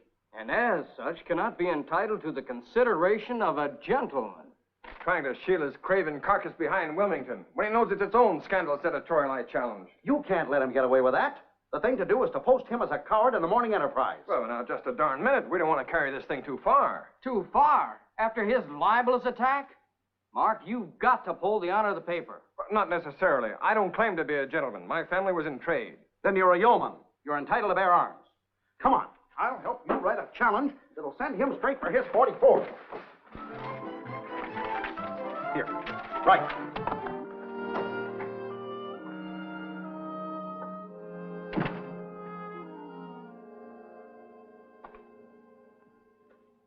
Mark Twain has denounced me as an abject coward in this morning's Enterprise. I'm going to have to fight or leave the country.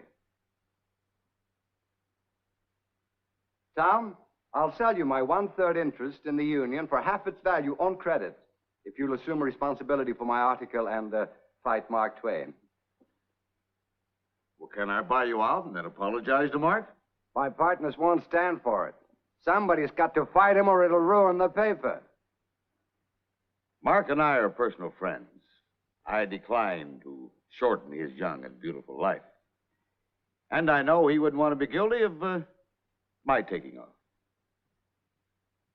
Now, I'll buy into your paper, Jim, but I decline to buy into your fight.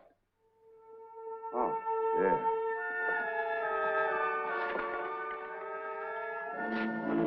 Mark, it's way past midnight. May as well give up, Dag. Looks like there isn't going to be any duel. And a darn good thing, considering that new law they just passed against it. Oh, they'll never enforce that in this territory. Mark, it's here. From Laird? Oh, go ahead, man. Open it.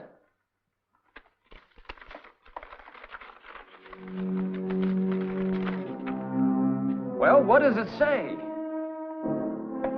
He's accepting my challenge. He'll meet me at sunrise. I borrowed this from a farmer down the road. Make a good practice target. Now, just figure that this rail is Laird. He's about that skinny, and aim at the squash. If there's any intellectual difference between it and Laird's head, it's in favor of the squash.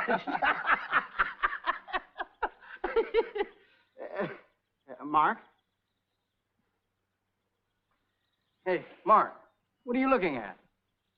I guess a man has a right to enjoy the scenery when it's his last day on Earth. Oh, don't be pessimistic. You've got a good chance. Come on, let's pace it. 1, 2, 3, 4, 5, 6, 7, 8, 9, 10, 11, 12, 13, 14, 15. Get out your coat. Why, it's barely daylight. How do you expect me to hit that target? It's as dark as the inside of a cow. You know the rules. At the count of 1, you start raising your gun slowly. 1, 2, 3, fire, stop. On the word stop, you fire, but not sooner. Now go ahead. 1, 2, 3, fire, stop. Now you advance and go on firing at your pleasure. Pleasure? If I advance at my pleasure, I'd let out with my off hind foot over that ridge. What's that? It's Laird. Just seconds of rehearsing him over the ridge. Hurry up, Mark. Advance. You're each allowed 6 shots. You mean Laird gets 6 shots at me? Sure. Advance. Come on, Mark.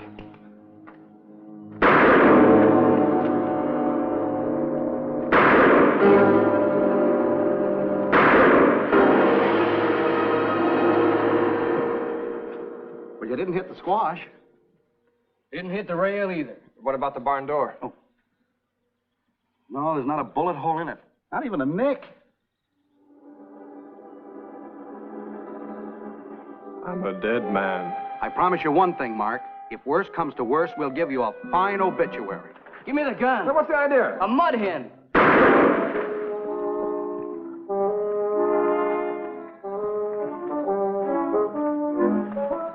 I got it. Here, Mark, take the gun. Here comes Laird seconds. Who shot the head off that mud hen? My man, Mark Twain.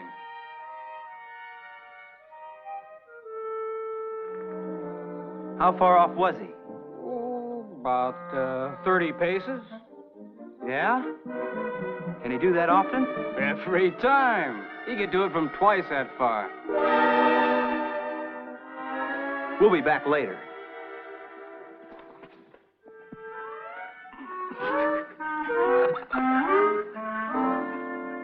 He must be a terrific shot, sir. Well, in that case, I won't fight him. But you hit your target 13 times out of 18. I don't care. I'm not going to get up against that man. Why, it'll be murder. Then I'll fight him. Go ahead. Fight him. If you want to be killed. I am getting out of town.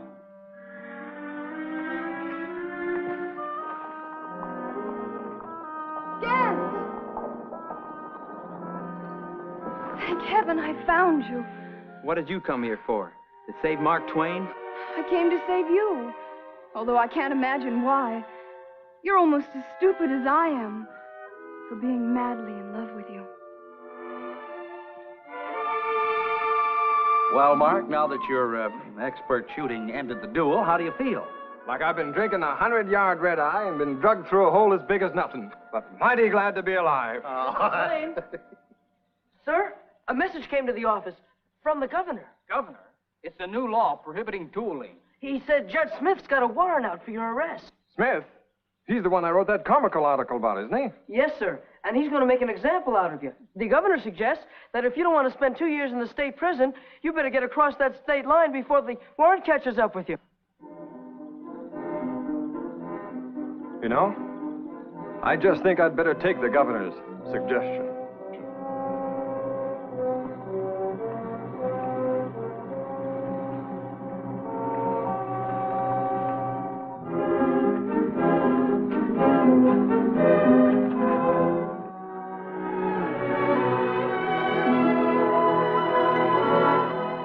And that's how it was that Mark Twain walked the 15 paces that took him out of Virginia City and all up the road to fame, a fame so international that he became the most widely read humorist in the world.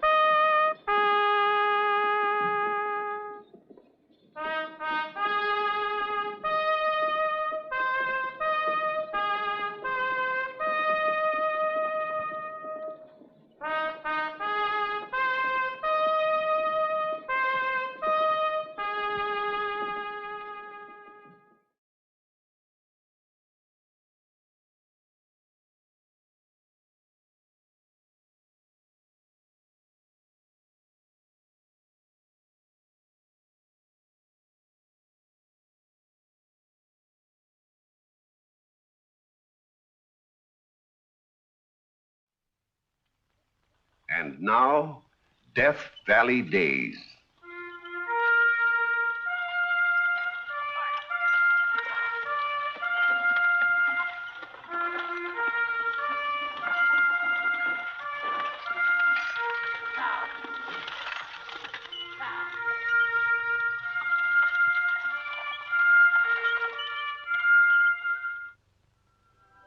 Howdy, folks.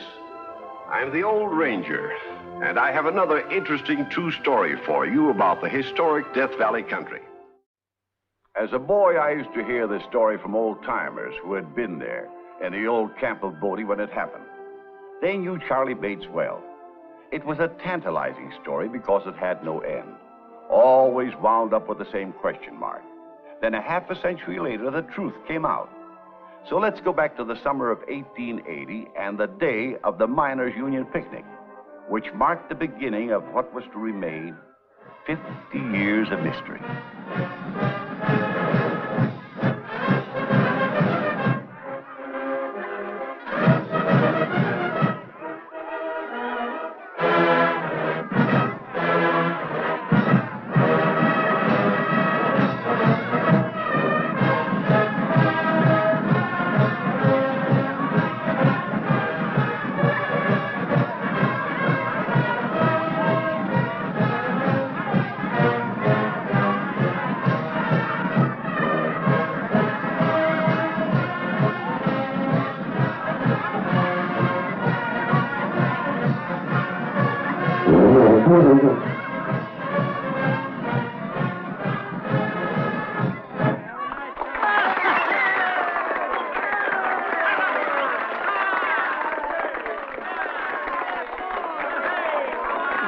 Lemonade?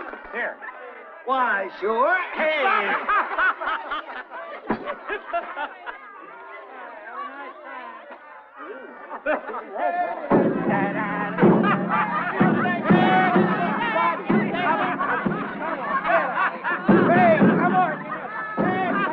Edith, let's get out of here.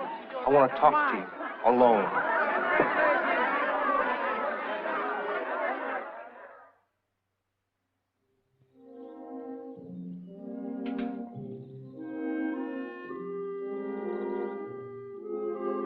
Far from the madding crowd.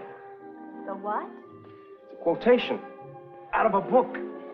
You do a lot of reading, don't you, Charlie? Got a lot of time on my hands nights as watchman at the mill.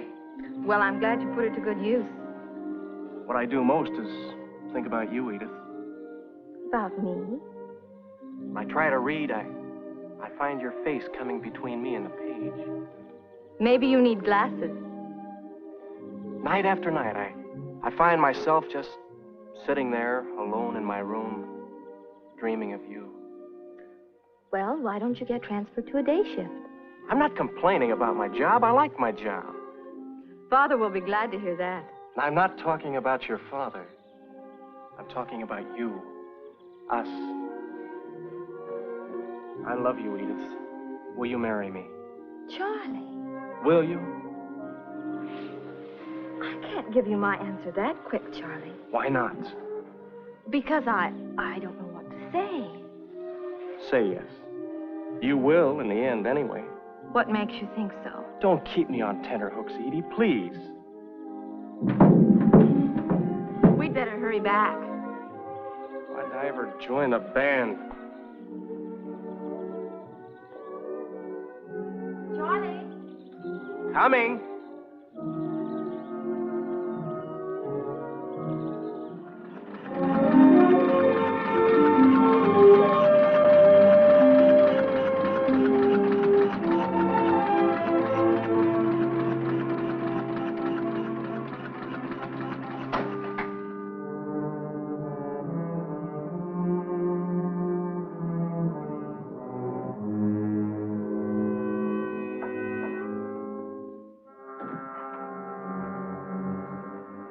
Standard mine.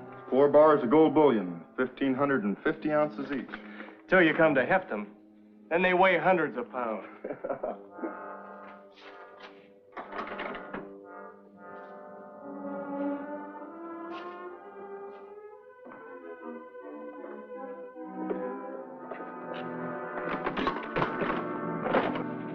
Much obliged, Charlie.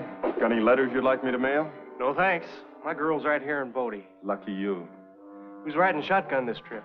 Yours truly. You mean you're going alone? With a shipment that size? It's safer sometimes. Road agents see no shotgun messenger aboard and figure there can't be enough gold to make it worth their while. Well, that's one way of looking at it, but if I was a passenger, I'd as lief have a guard on top. There are no passengers this trip. I'm going alone. Well, so long, Charlie. So long, Donovan.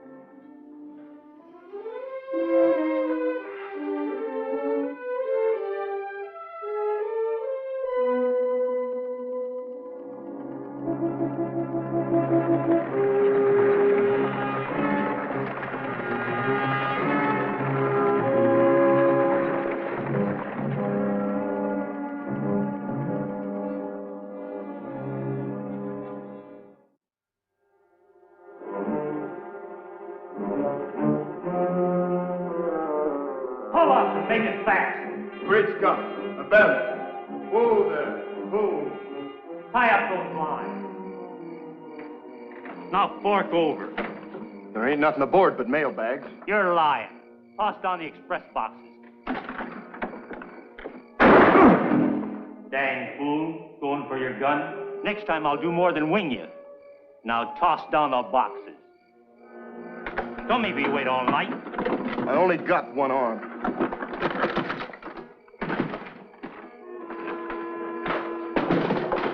There. And the other one, too.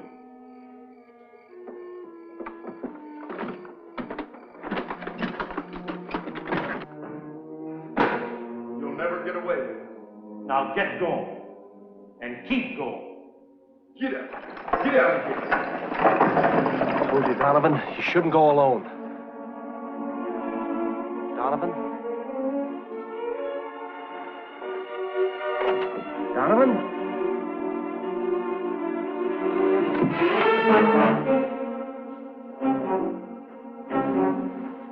I'll be darned.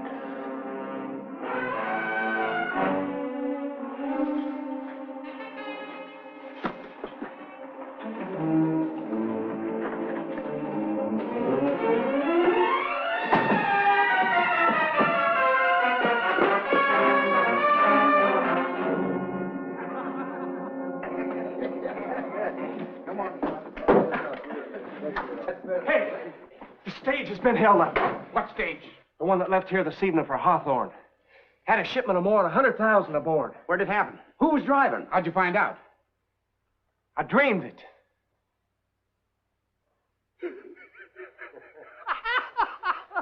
For a minute, we believed you, Charlie. No, it's true. It happened about a quarter of an hour ago. What did? The holdup. Donovan got shot in the arm reaching for his gun. Oh, come on, Charlie. What are you giving us? He's drunk. I haven't had a drop. I've been sound asleep in my room since 10 o'clock. Say, Charlie, did you enter the pie eating contest at the picnic? No. Well, something sure gave you the collywobbles, busting in here half dressed at this hour of the night. Well, you know what time it is. It's almost 1:30. Charlie, the stage is already in Hawthorne, and the gold bullion locked up in the Wells Fargo office. It was so real. I heard every word they said. Heard the thud of the strongbox when I hit the ground. I better be getting back to the mill. Well, what do you know? Dreamed a stagecoach hold up and really thought it happened. You'll have a hard time living this one down.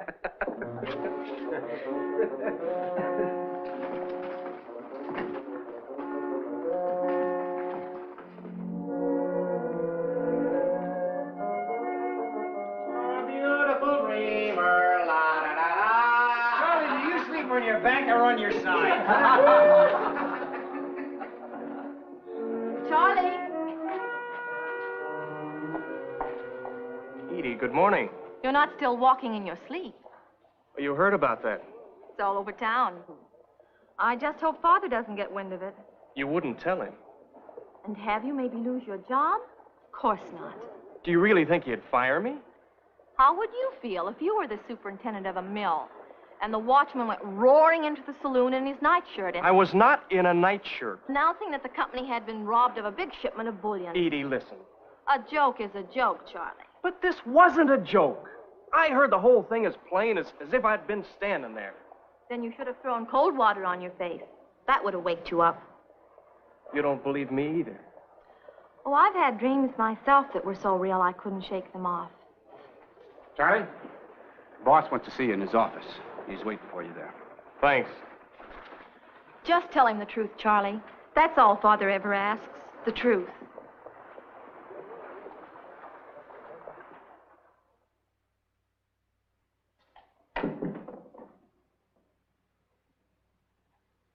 You wanted to see me, sir? Sit down. I just received a message over the telegraph wire from Jack Donovan in Hawthorne. And he got there all right? Yes. Here. Read it aloud.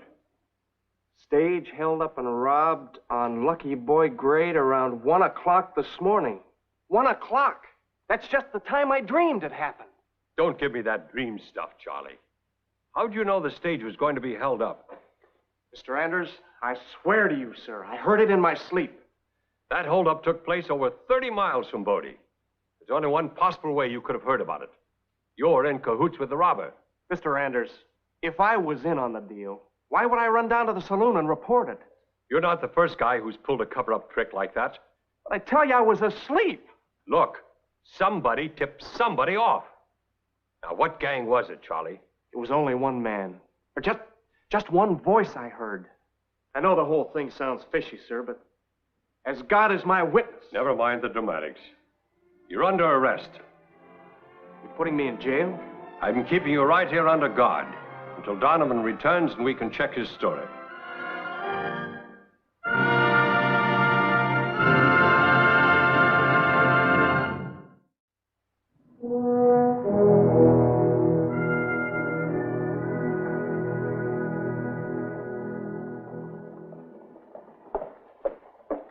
Ain't allowed any visitors, ma'am. I'm not a visitor. I'm an angel of mercy. If you were in trouble, wouldn't you want me to come and comfort you? Well, all right. Just a few minutes, though. Oh, thank you, Johnny. What's that? A hacksaw.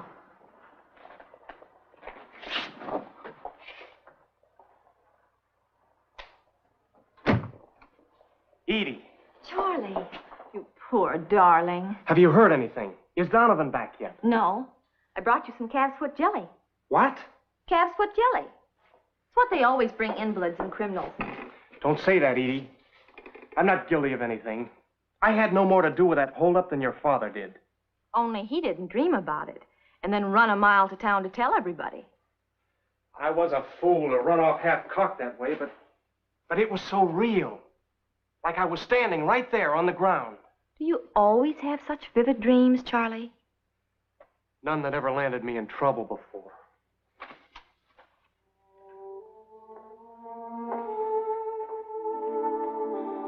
And I am in trouble now, Edie. Even if they can't prove anything against me, my reputation will suffer. I may lose my job. No, darling, I won't have a chance with you. I can promise you one thing, Charlie. Father's a square shooter. He'll give you a fair trial.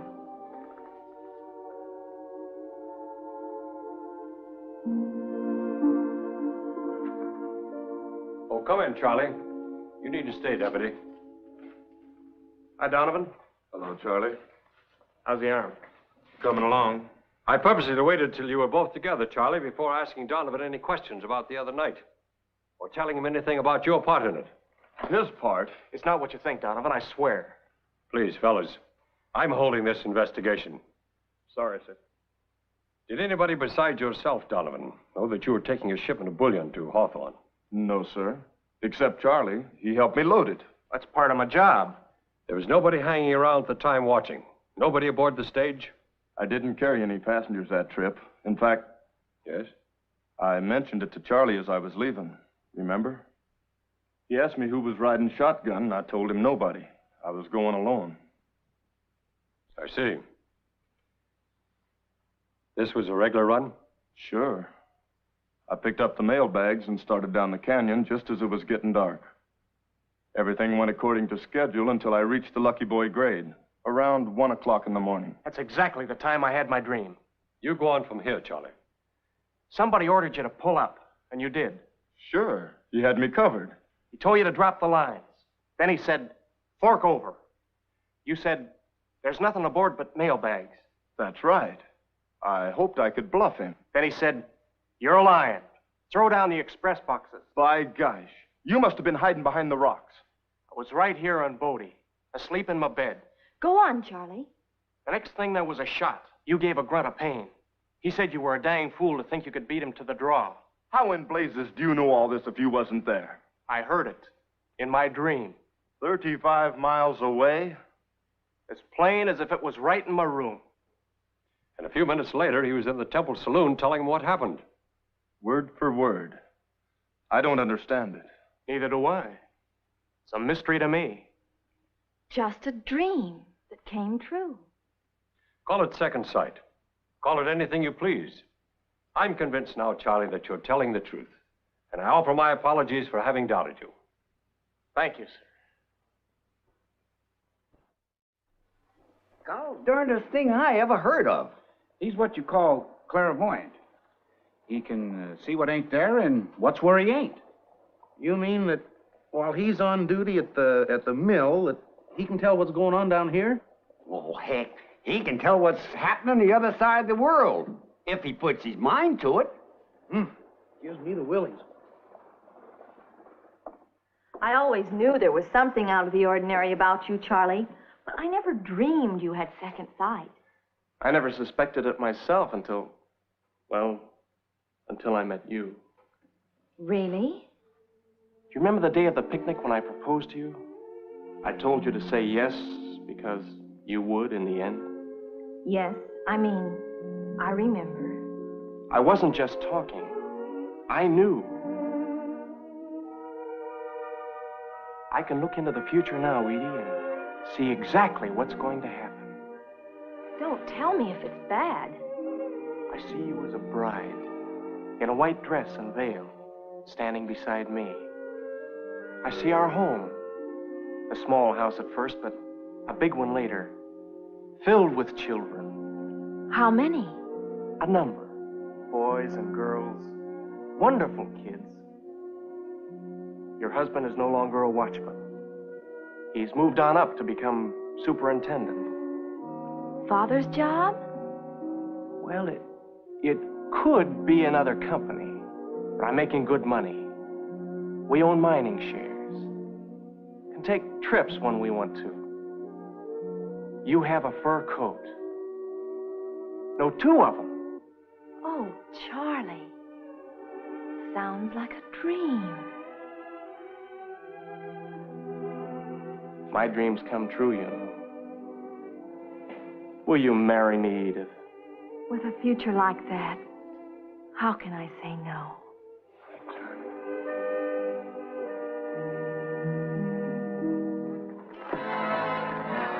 You're the most beautiful creature in the world.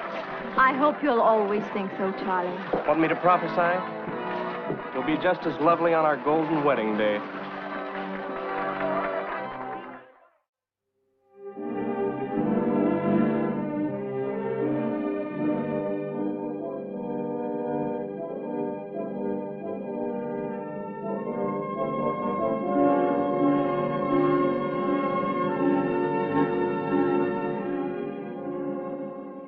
Mr. Bates, would you like to tell our radio listeners your recipe for a happy marriage?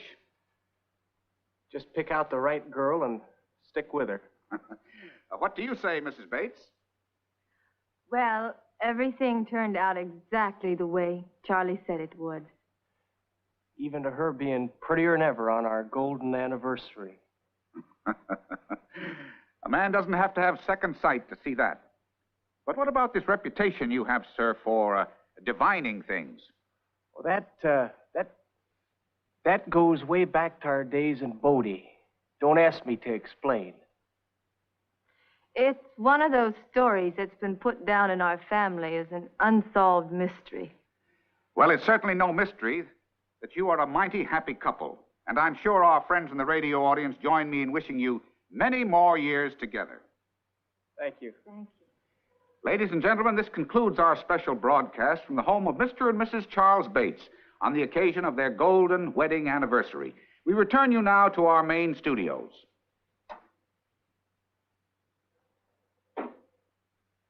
You've aroused my curiosity, Mrs. Bates. What was this mystery? It was a stagecoach holdup I heard from 35 mile away. Well, if you're going to launch on that story, I'm going out to the kitchen and get these gentlemen some wedding cake and coffee. Thank you, ma'am.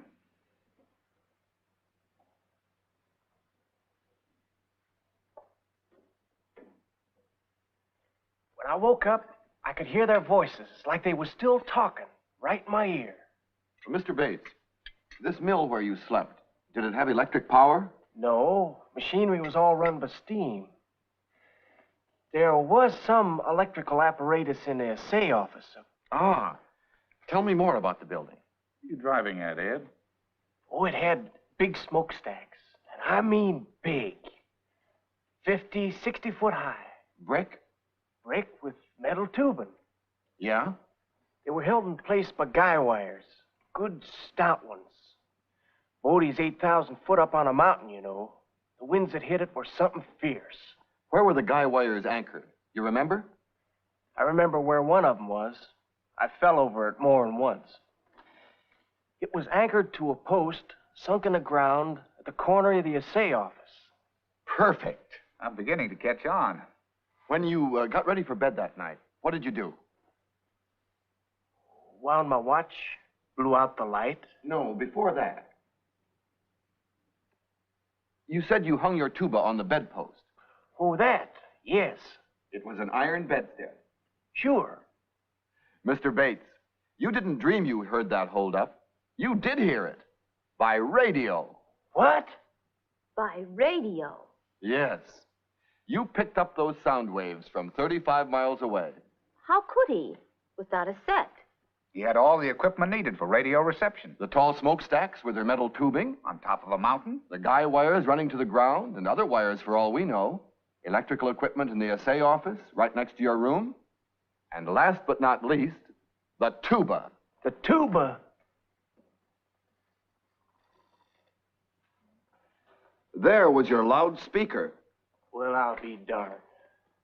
Radio way back in 1880. It's the only practical explanation. Then the whole mystery of 50 years ago has been solved after all. And you didn't have second sight at all, Charlie. Oh, I guess I didn't, Mother. But I was the first person, I'll bet you, ever to pick up a broadcast of a news event over the air. Well, that doggone tuba. Give her here. See if I still got my wind after 50 years. The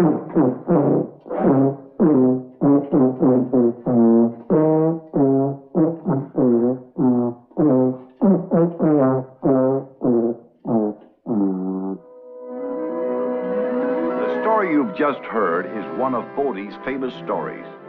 Bodie was a fabulous gold camp and is now a ghost town.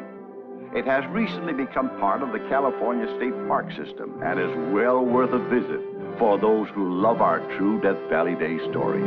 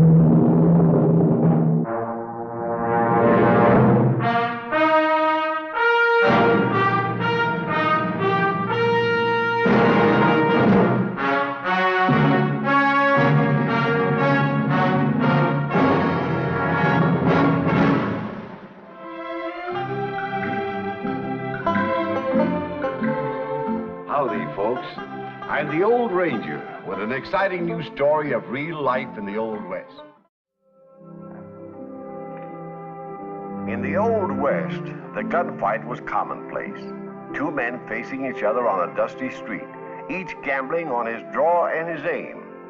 But there is nothing commonplace about the gunfight that took place in Beatty, Nevada, on the evening of July 7th, 1879. I call the story of this encounter 40 Steps to Glory.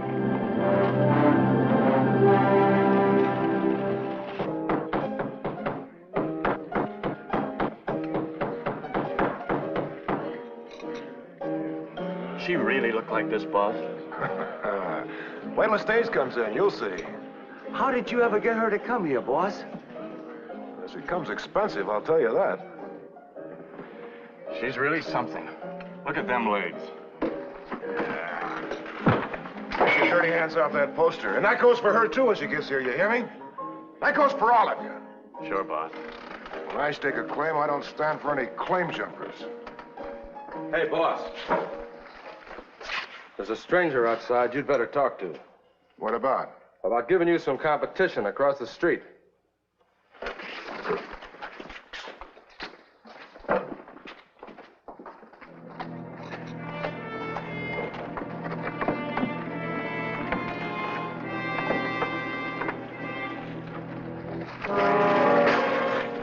What do you think you're doing?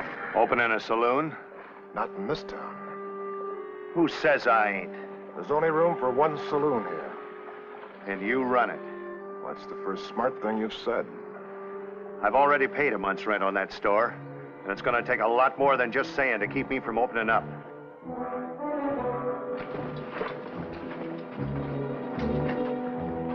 If you want more, make a move.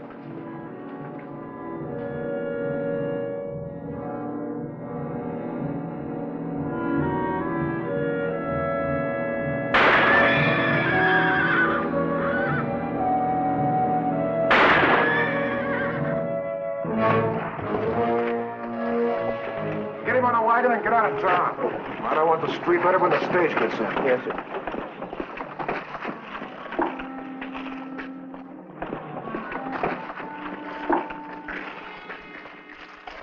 What happened? Well, just a little argument, Sheriff. Don't make much difference who was right. I can see who lost. Well, he drew first, Sheriff. Sure. He had his gun halfway out before the boss here even drew. That's right.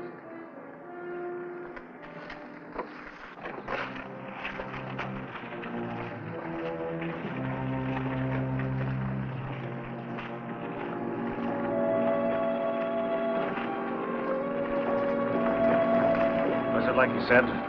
Yeah. What can we do about McLeod, Sheriff? Just pray that one of these days someone faster will come along. Then we'd have him to reckon with. It may not be an improvement.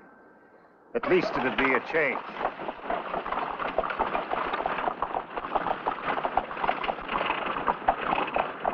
There ought to be a law against a man picking a fight, having the right to kill just because he's faster. Nobody stands a chance against McLeod. It's legalized murder, that's what it is.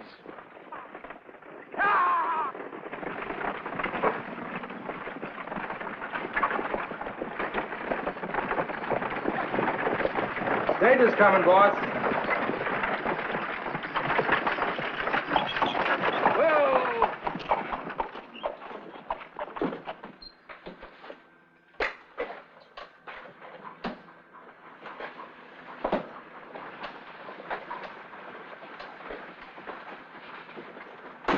I certainly enjoyed talking with you, even though I didn't believe half the stuff you told me. I didn't really expect you to. I'll see you to the hotel.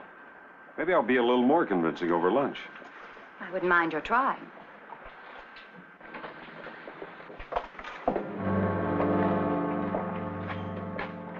I'll take care of Miss Morgan. Stepping on another man's hand is not very friendly. I didn't mean it to be. Well, Fay, welcome to Beatty. Hiya, Mac. Howdy, boys. Hi, Mary. Let's go over to my place and break out a cold bottle of champagne. Right now, hot water sounds better than cold champagne. Let me wash off some of this dust, and I'll be over later.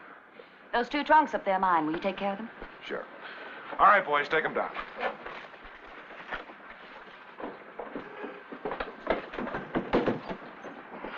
Now, take it easy. I don't want to break anything. Now, you'll like it here in Beatty, Fay. You see anything in town you like, just...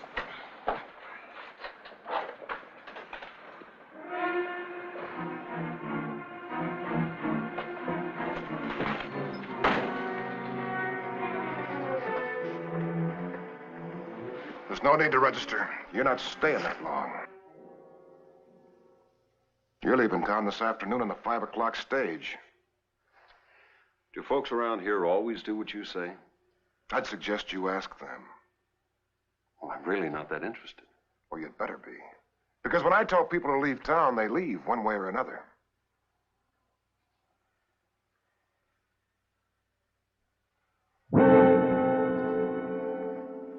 If you're not in that stage this afternoon at 5 o'clock, mister, you'd better be wearing a gun.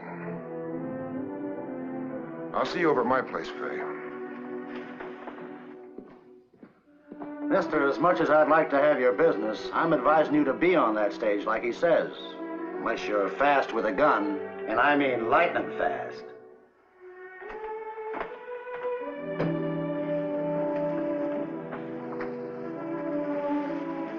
Why didn't you tell him Tell him what? that you're a preacher? I may be a minister, Miss Morgan, but I'm also a man. You mean you can handle a gun, too? No, I've never shot one, And you're going to face him? if I have to. But you heard what the hotel man said. He'll kill you. I'm not afraid. Oh, mister, you better come down out of those clouds. I appreciate your concern, Miss Morgan, but it's not your worry. Oh, yes, it is. I got you into this. Looks like I'm going to have to get you out of it. What are you going to do? Tell him who you are. Please, Miss Morgan. I refuse to hide behind my calling.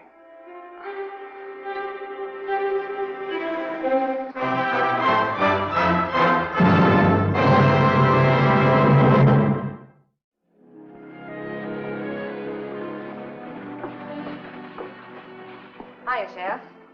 I'm Fay Morgan. Yeah, I know. Mac's new singer. That's right. I've got a problem. What, already? This is about a friend of mine. He came in on the stage with me this afternoon. He's been challenged to a gunfight by McLeod. Sorry. That's something I can't do nothing about. You can't? Not if it's fair and square. You tell that friend of yours to hightail it out of here. Mac's not only fast on the draw, but he's deadly at showdown distance. Showdown distance? The usual 5 or 10 steps. Thanks. Thanks, Sheriff.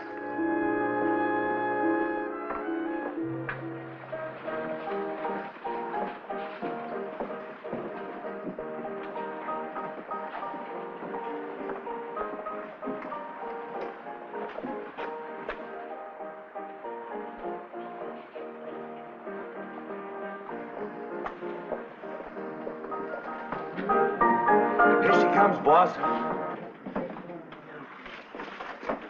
Well, Fay, it's about time. All the boys have been asking for you. Hey, Rusty, break out that champagne. We'll all drink to the little lady's health. I think maybe we better drink to yours.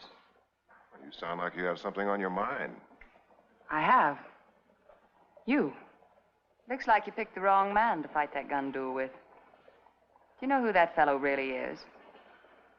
He's a tin-horn gambler, judging from his looks. There's nothing tin horn about 40-Step Randall. 40-Step Randall. Doesn't that name mean anything to you? Well, not to me. How about you fellas? Never heard of him. Well, looks like you boys haven't been spending much time down Texas way lately. Are you trying to say this Randall's a gunslinger? Is he?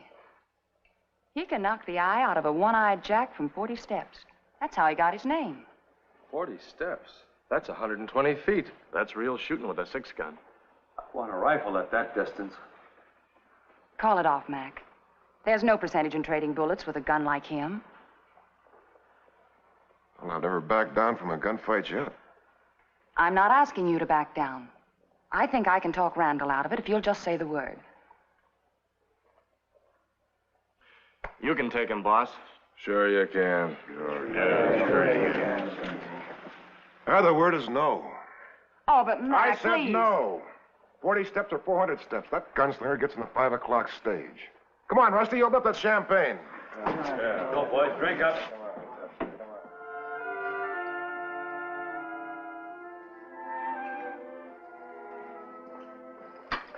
Miss Morgan, I thought you'd changed your mind, so I went ahead. Oh, I didn't come here to eat. I came to confess. Well, it couldn't be as serious as you look. It's worse.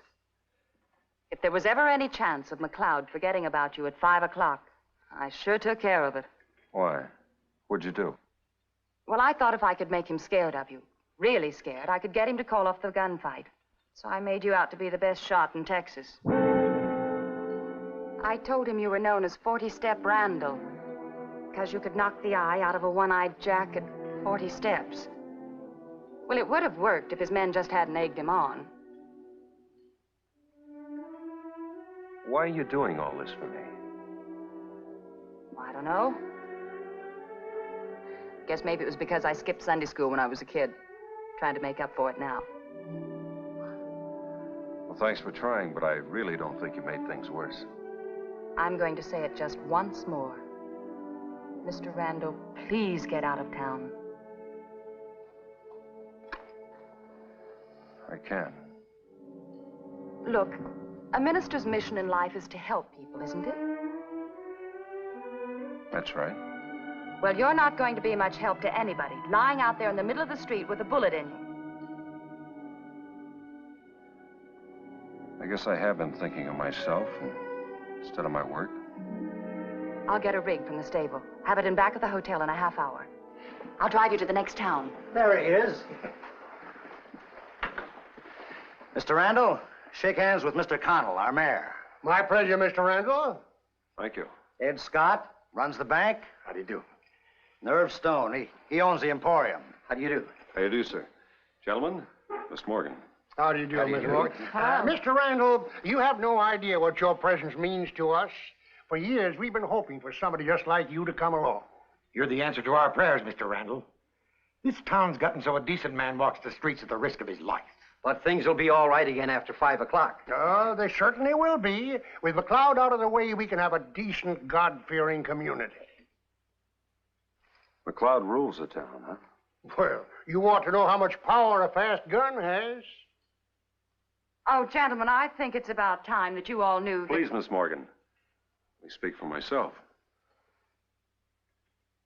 What makes you gentlemen so sure I can get rid of McLeod for you? Now, don't be modest, Mr. Randall. We heard all about you. Now, we've come here to tell you that we're not going to forget this. Whatever you want, it'll be yours just for the asking. Thank you, gentlemen. Well, we'll be seeing you. Come along, gentlemen. Oh, what you Oh, this is getting worse. Come on, let's get out of here. I can't go now. What? You yourself just pointed out that my mission in life is to help people. Well, this town needs my help. And maybe you showed me the way to do it. I showed you the way. Yes. You've convinced me that as a minister I can't get anywhere with McLeod. Well, maybe as 40-step Randall, I can.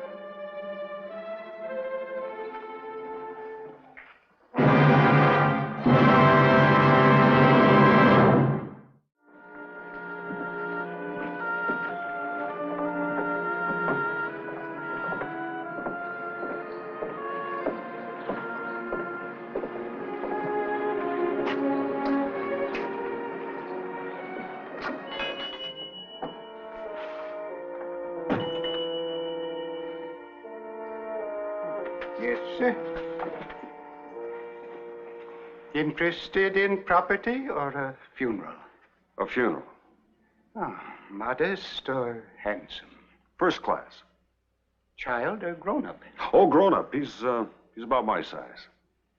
Well, now, that depends on the price of the casket. How much did you have in mind to pay? Well, something around $100. I see. Yes, I've got a nice one in back for $100. Silk lined, a third of the way down. Fine. I'll take it. Well, now, let me see. The whole job will come to, $150 graveside. All right. There you are. Yes. That's right, $150. Yeah. Well, now, where do I pick up the body? He's not dead yet. What? His name's McLeod. McLeod? Say, you must be that 40-step Randall they're all talking about. How come you're buying him a funeral? Oh, superstition of mine, I guess. When I kill a man, I like to know he gets a proper burial. You treat a dead man right, and he'll never come back to haunt you.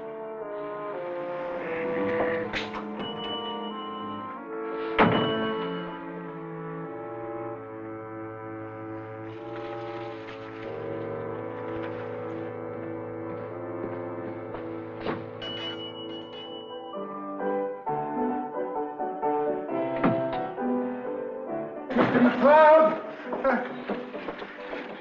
Mr. McLeod, listen. 40-step Randall just came in my place and paid for your funeral. He what? Here's the money he gave me. Well, why should he pay for the boss's funeral? Says he always pays for anybody he kills. Superstition, he calls it. Something about treating a dead man right so he won't haunt him. What kind of lion would you like to have in your casket? I got one that's white, but I thought maybe you'd like something fancier, like a purple... Get out! Get out before I put you in one of your own boxes. But it's paid for. Get out!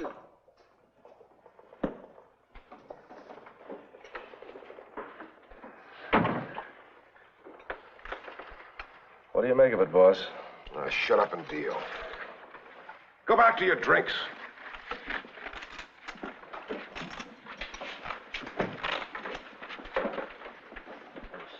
Rusty, how much champagne can you spare?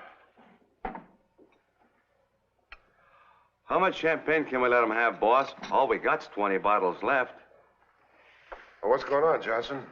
Well, that fellow Randall's throwing a big shindig for the Mariners bunch over at my hotel tonight. Well, you tell Randall I'm not giving him any champagne. And he wouldn't be able to drink it if I did. All right, but he's going to be mighty disappointed.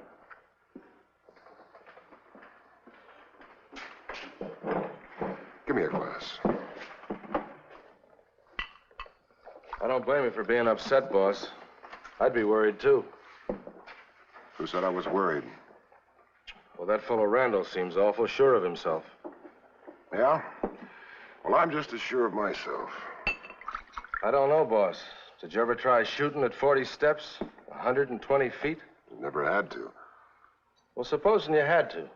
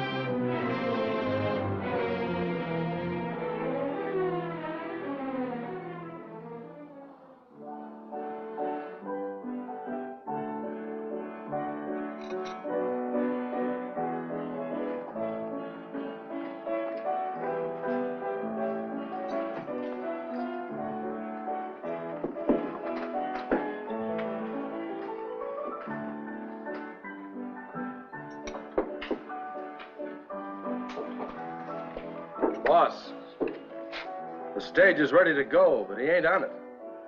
Well, where is he? At the hotel. Mac, please, just for me, call it off.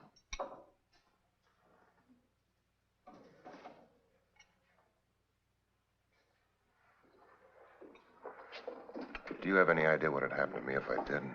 I'd be through in this town. Well, don't worry. Randall might be better than me at 40 steps, but I can beat him at 10. And I have it figured out so he has to meet me at my distance.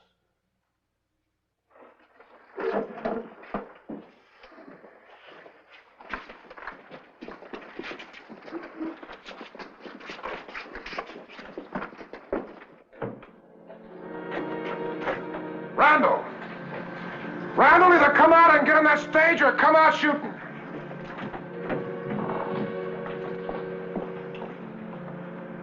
You heard me, Randall. Come on out.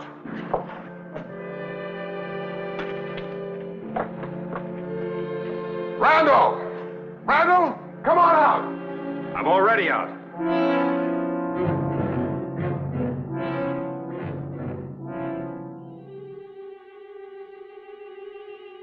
Are you going to get in that stage? Stay where you are. You take another step, start shooting.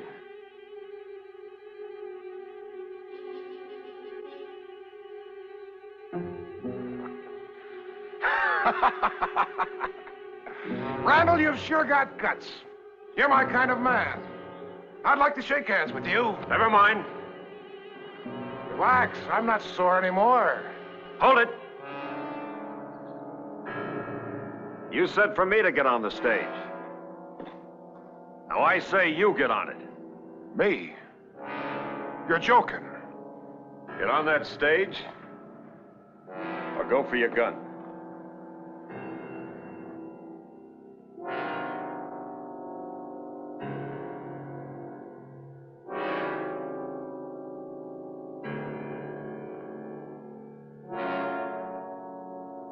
Time's running out, McLeod.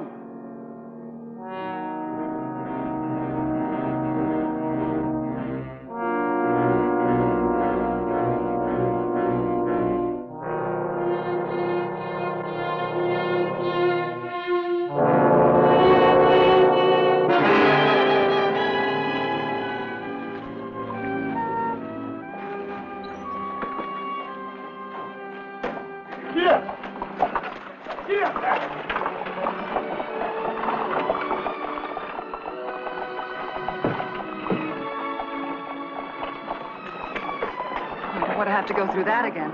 I'm scared to death. To be honest with you, so was I. Congratulations, Mr. Randall. You did it. Like we said before, anything you want is yours for the asking. Just name it. Anything you want. All right, gentlemen. I noticed you having a church in this town. I'd like you to build one for me. Church? A church? Well, I think it's about time you folks had a formal introduction. I'd like to present Reverend David Randall. What do you know about that? Preacher? And you were going to shoot it out with McLeod? No, gentlemen. This was my only weapon.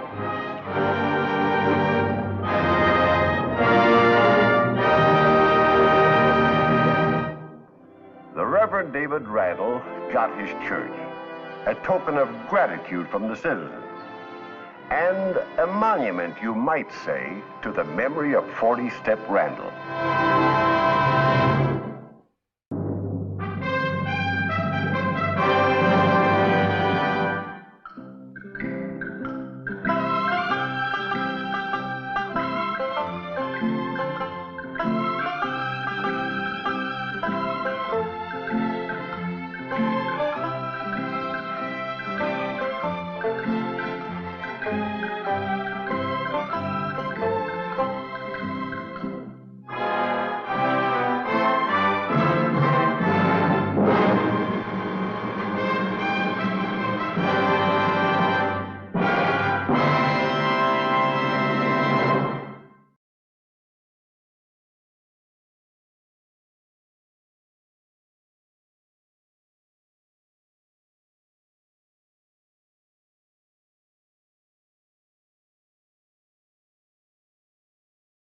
Dress change করতেছিস?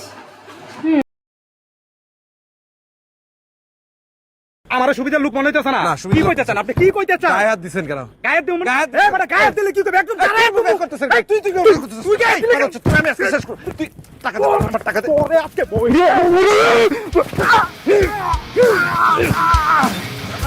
কোন রাস্তার মধ্যে আইছেন ভাই?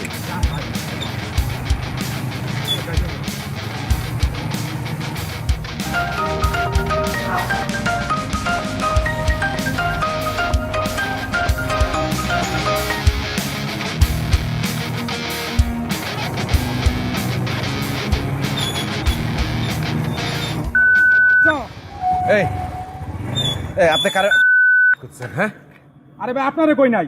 আমার call দিছিলাম, আমি call receive করতেছ না, ওরে কইছি। আমারে কল মানে এই আপনি নামেন তো নামেন। আমি যাব না, আমি যাব না। আপনি কি কইতেছেন? হ্যাঁ, আপনি যাইবেন না কেন? না আমি যাব না। আপনি আপনি নামেন। আমার টাকা দেন, আমি যাইগা। দেমু না টাকা। আমারে না নিয়ে গেলে আমি ভাড়া দেমু না। আরে আপনি কখন থেকে এই অলি করতেছেন? আপনার আমার সুবিধার লোক মনে হইতেছে না, একদমই সুবিধার লোক মনে হইতেছে না। আপনি টাকা দেন, আমি যাইগা। আমার সুবিধার লোক মনে হইতেছে না। কি কইতেছেন আপনি? কি কইতেছেন? গায়ে হাত দিছেন কেন? গায়ে দিও মানে এ বড় গায়ে দিলে কি করবে? একদম গায়ে করতেছেন। তুই গায়ে দিলে তুই আমি আজকে শেষ কর। তুই টাকা দে, আমার টাকা দে। ওরে আজকে বই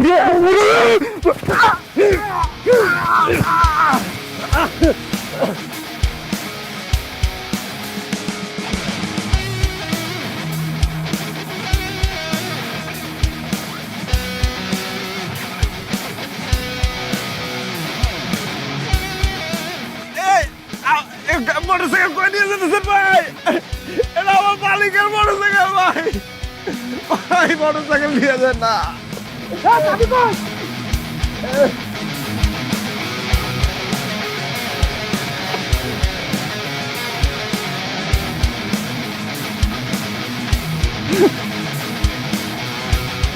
গাড়ি থামলো কেন? স্যার একটা অ্যাক্সিডেন্ট হয়েছে। ভাই ভাই আমার একটু বাঁচান স্যার ভাই। পেটে তো ছুরি। মনে হচ্ছে চিনতে কে। হসপিটালে নিয়ে যান ভাই।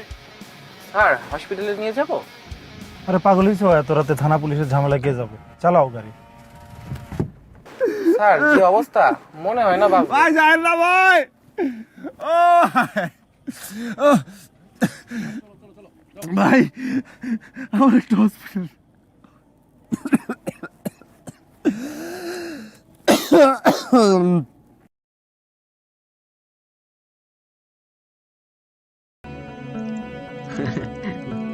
Phim mới xoay màn hình mà cần gì đâu, cần gì cho đâu.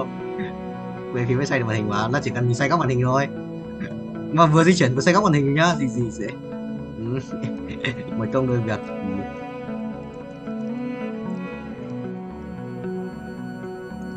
Ba tiếng là 120 của bọn mình.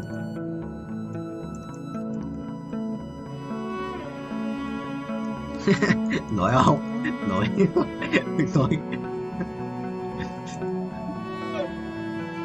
Chưa tài đâu. Rồi quay. Mới đầu nó sao anh hồi đầu tiên anh làm có mỗi mình anh làm, biết anh bảo là anh quay bao nhiêu tiếng một ngày không? Hồi đấy là anh không đi học mấy. Thời tháng 10 anh quay 20 tiếng một ngày. Gì anh quay được 2 tiếng. Quay được mắc là 5 tiếng rồi, nhiều nhất là đấy quay nhiều nhất là 5 tiếng một ngày lúc quay được.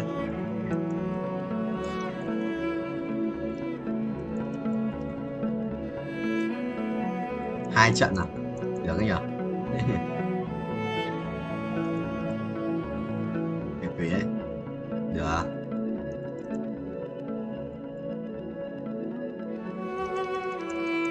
Trước của anh treo cái game mà quay hiện chữ auto file to đủ trên màn hình cơ, bọn anh treo cái đấy thì bọn anh còn bán gì cơ.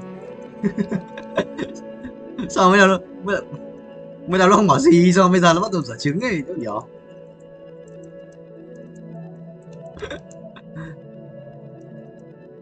Thầy quay tiếng như vậy, thầy sang đấy nghỉ tí, ngồi tí một tiếng nữa xong rồi đi tắm đi mình.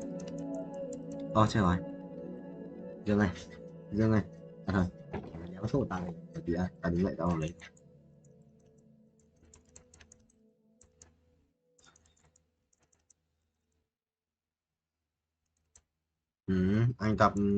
Anh chưa tập chân tuần đầu, anh chưa tập chân giờ ảo ấy.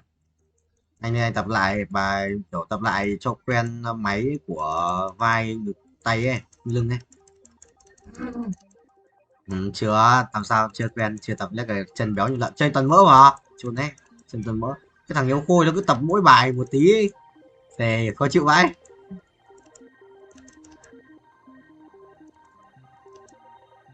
Cái gì?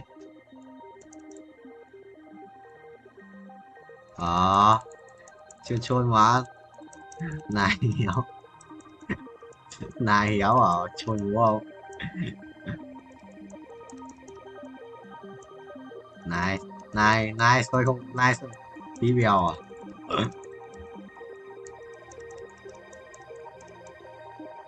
Yes. Cái gì vậy? Sao anh làm người này? Về em ơi. Anh quay 6 tiếng rồi, giờ quay thêm 7 này, 1 tiếng nữa 8 tiếng đi, cũng 8 tiếng. Mình đồng anh dậy từ sáng, anh quay anh Vũ quay Vũ lúc nào cũng là trưa mới vào mà. Xong rồi Hồng Tuấn biết gì không? Anh bảo là thằng Tuấn lúc chiều lúc Hồng Vũ đi nghỉ rồi ấy. Hồng Tuấn bảo là lúc Hồng Vũ xem phim, Tuấn bảo là mai các bố có dậy quay sáng không, nó vào. Bảo là tao thì tầm 9 giờ quay rồi, nó bảo 9 giờ. Còn là Vũ thì lúc nào cũng tầm trưa nó ăn xong nó mới vào. Thế là Tuấn bảo là không được rồi, tối phải giục tôi, anh bảo không phải chứ. Thấy chưa? Định giục Vũ dậy sáng mà. Chôn bố.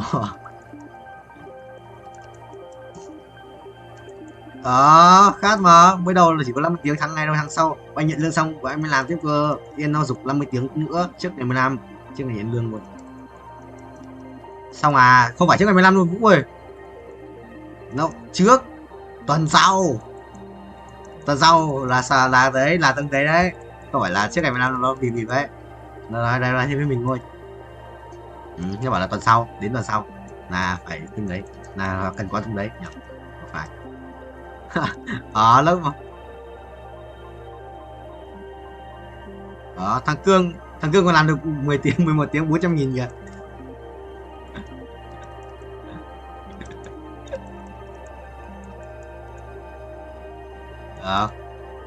Có bao nhiêu cố rồi.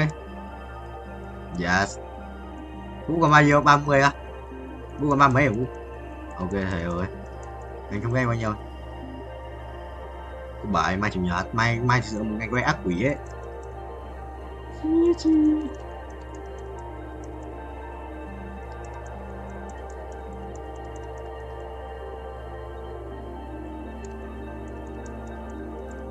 Chuẩn không? Thực sự là vẽ không giống thật đâu.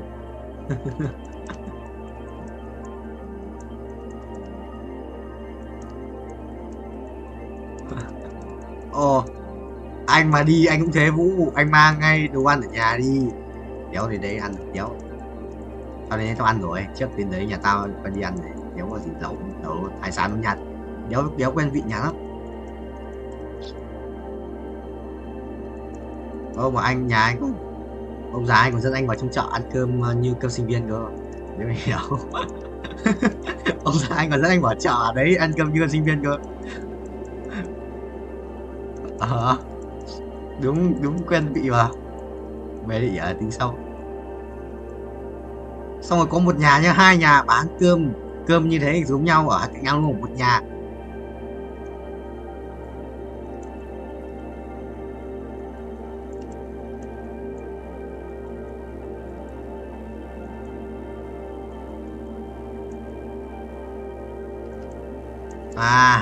Lại giống cái thằng đang bài trường tao à? Giống cái thằng bảo là các bạn chép bài được điểm cao hơn các bạn được học các kiểu à? Lại giống cái thằng đấy à?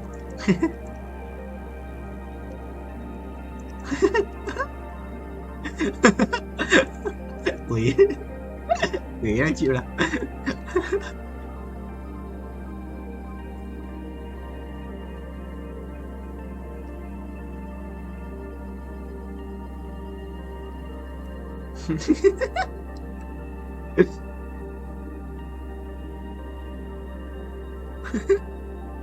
Bà ra tút đợi tôi ra trường à? Phải không?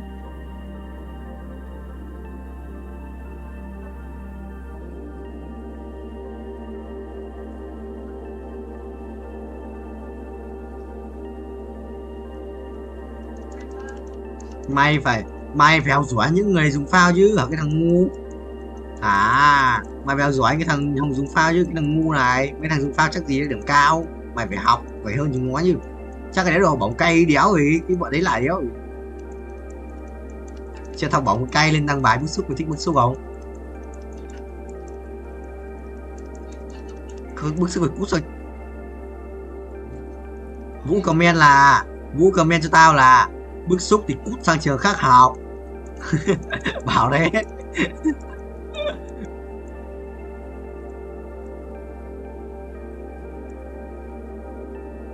Chỉ gì qua của nó mà gửi lợn đi. Nhờ cái môn cuối đã áp điểm lên nào cái môn cuối tự luận đi đã áp điểm lên với về quân sự đổi tóc màu hồng ngọc tôi là đổi tóc như boy phố ấy chun bố nhưng quân để tóc như boy phố ấy Vũ.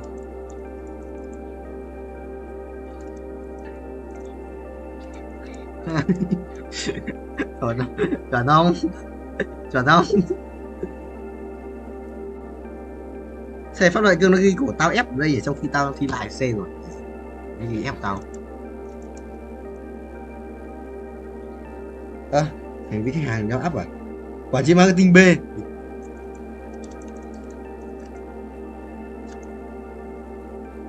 Út, 2 tuổi lời bay quá thôi nhặt mũ ngồi nổi luôn chứ không.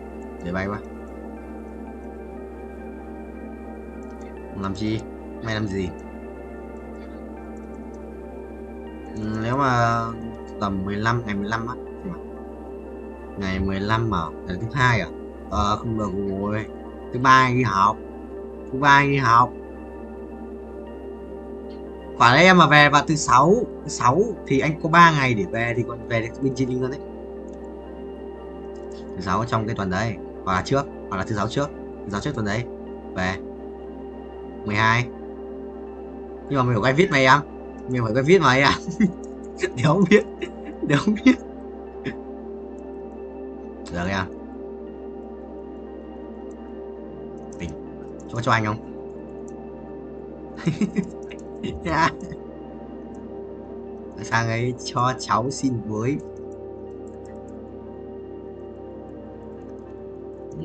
Mình chỉ lính ấy, sau mà mang lên anh ăn hộ mình. Gọi là chỉ cho à, có phải lời nhắc nhở không? Biết rồi. Anh trơn thế. Đó, gì anh cũng hay cho anh đồ ăn mà, gì út đây. Nhà anh lợn nhà gì anh hai củ 200 à? Nhà anh gì anh 200 à?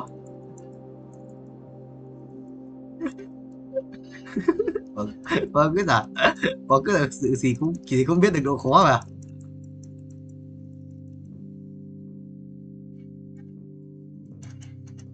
Đó, chả thế.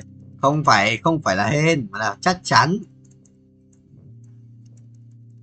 Chắc chắn em ơi, không bao giờ là có thể là chắc chắn.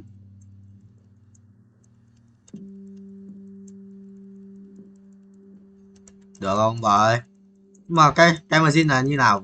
Anh không hiểu cái machine này. Yes.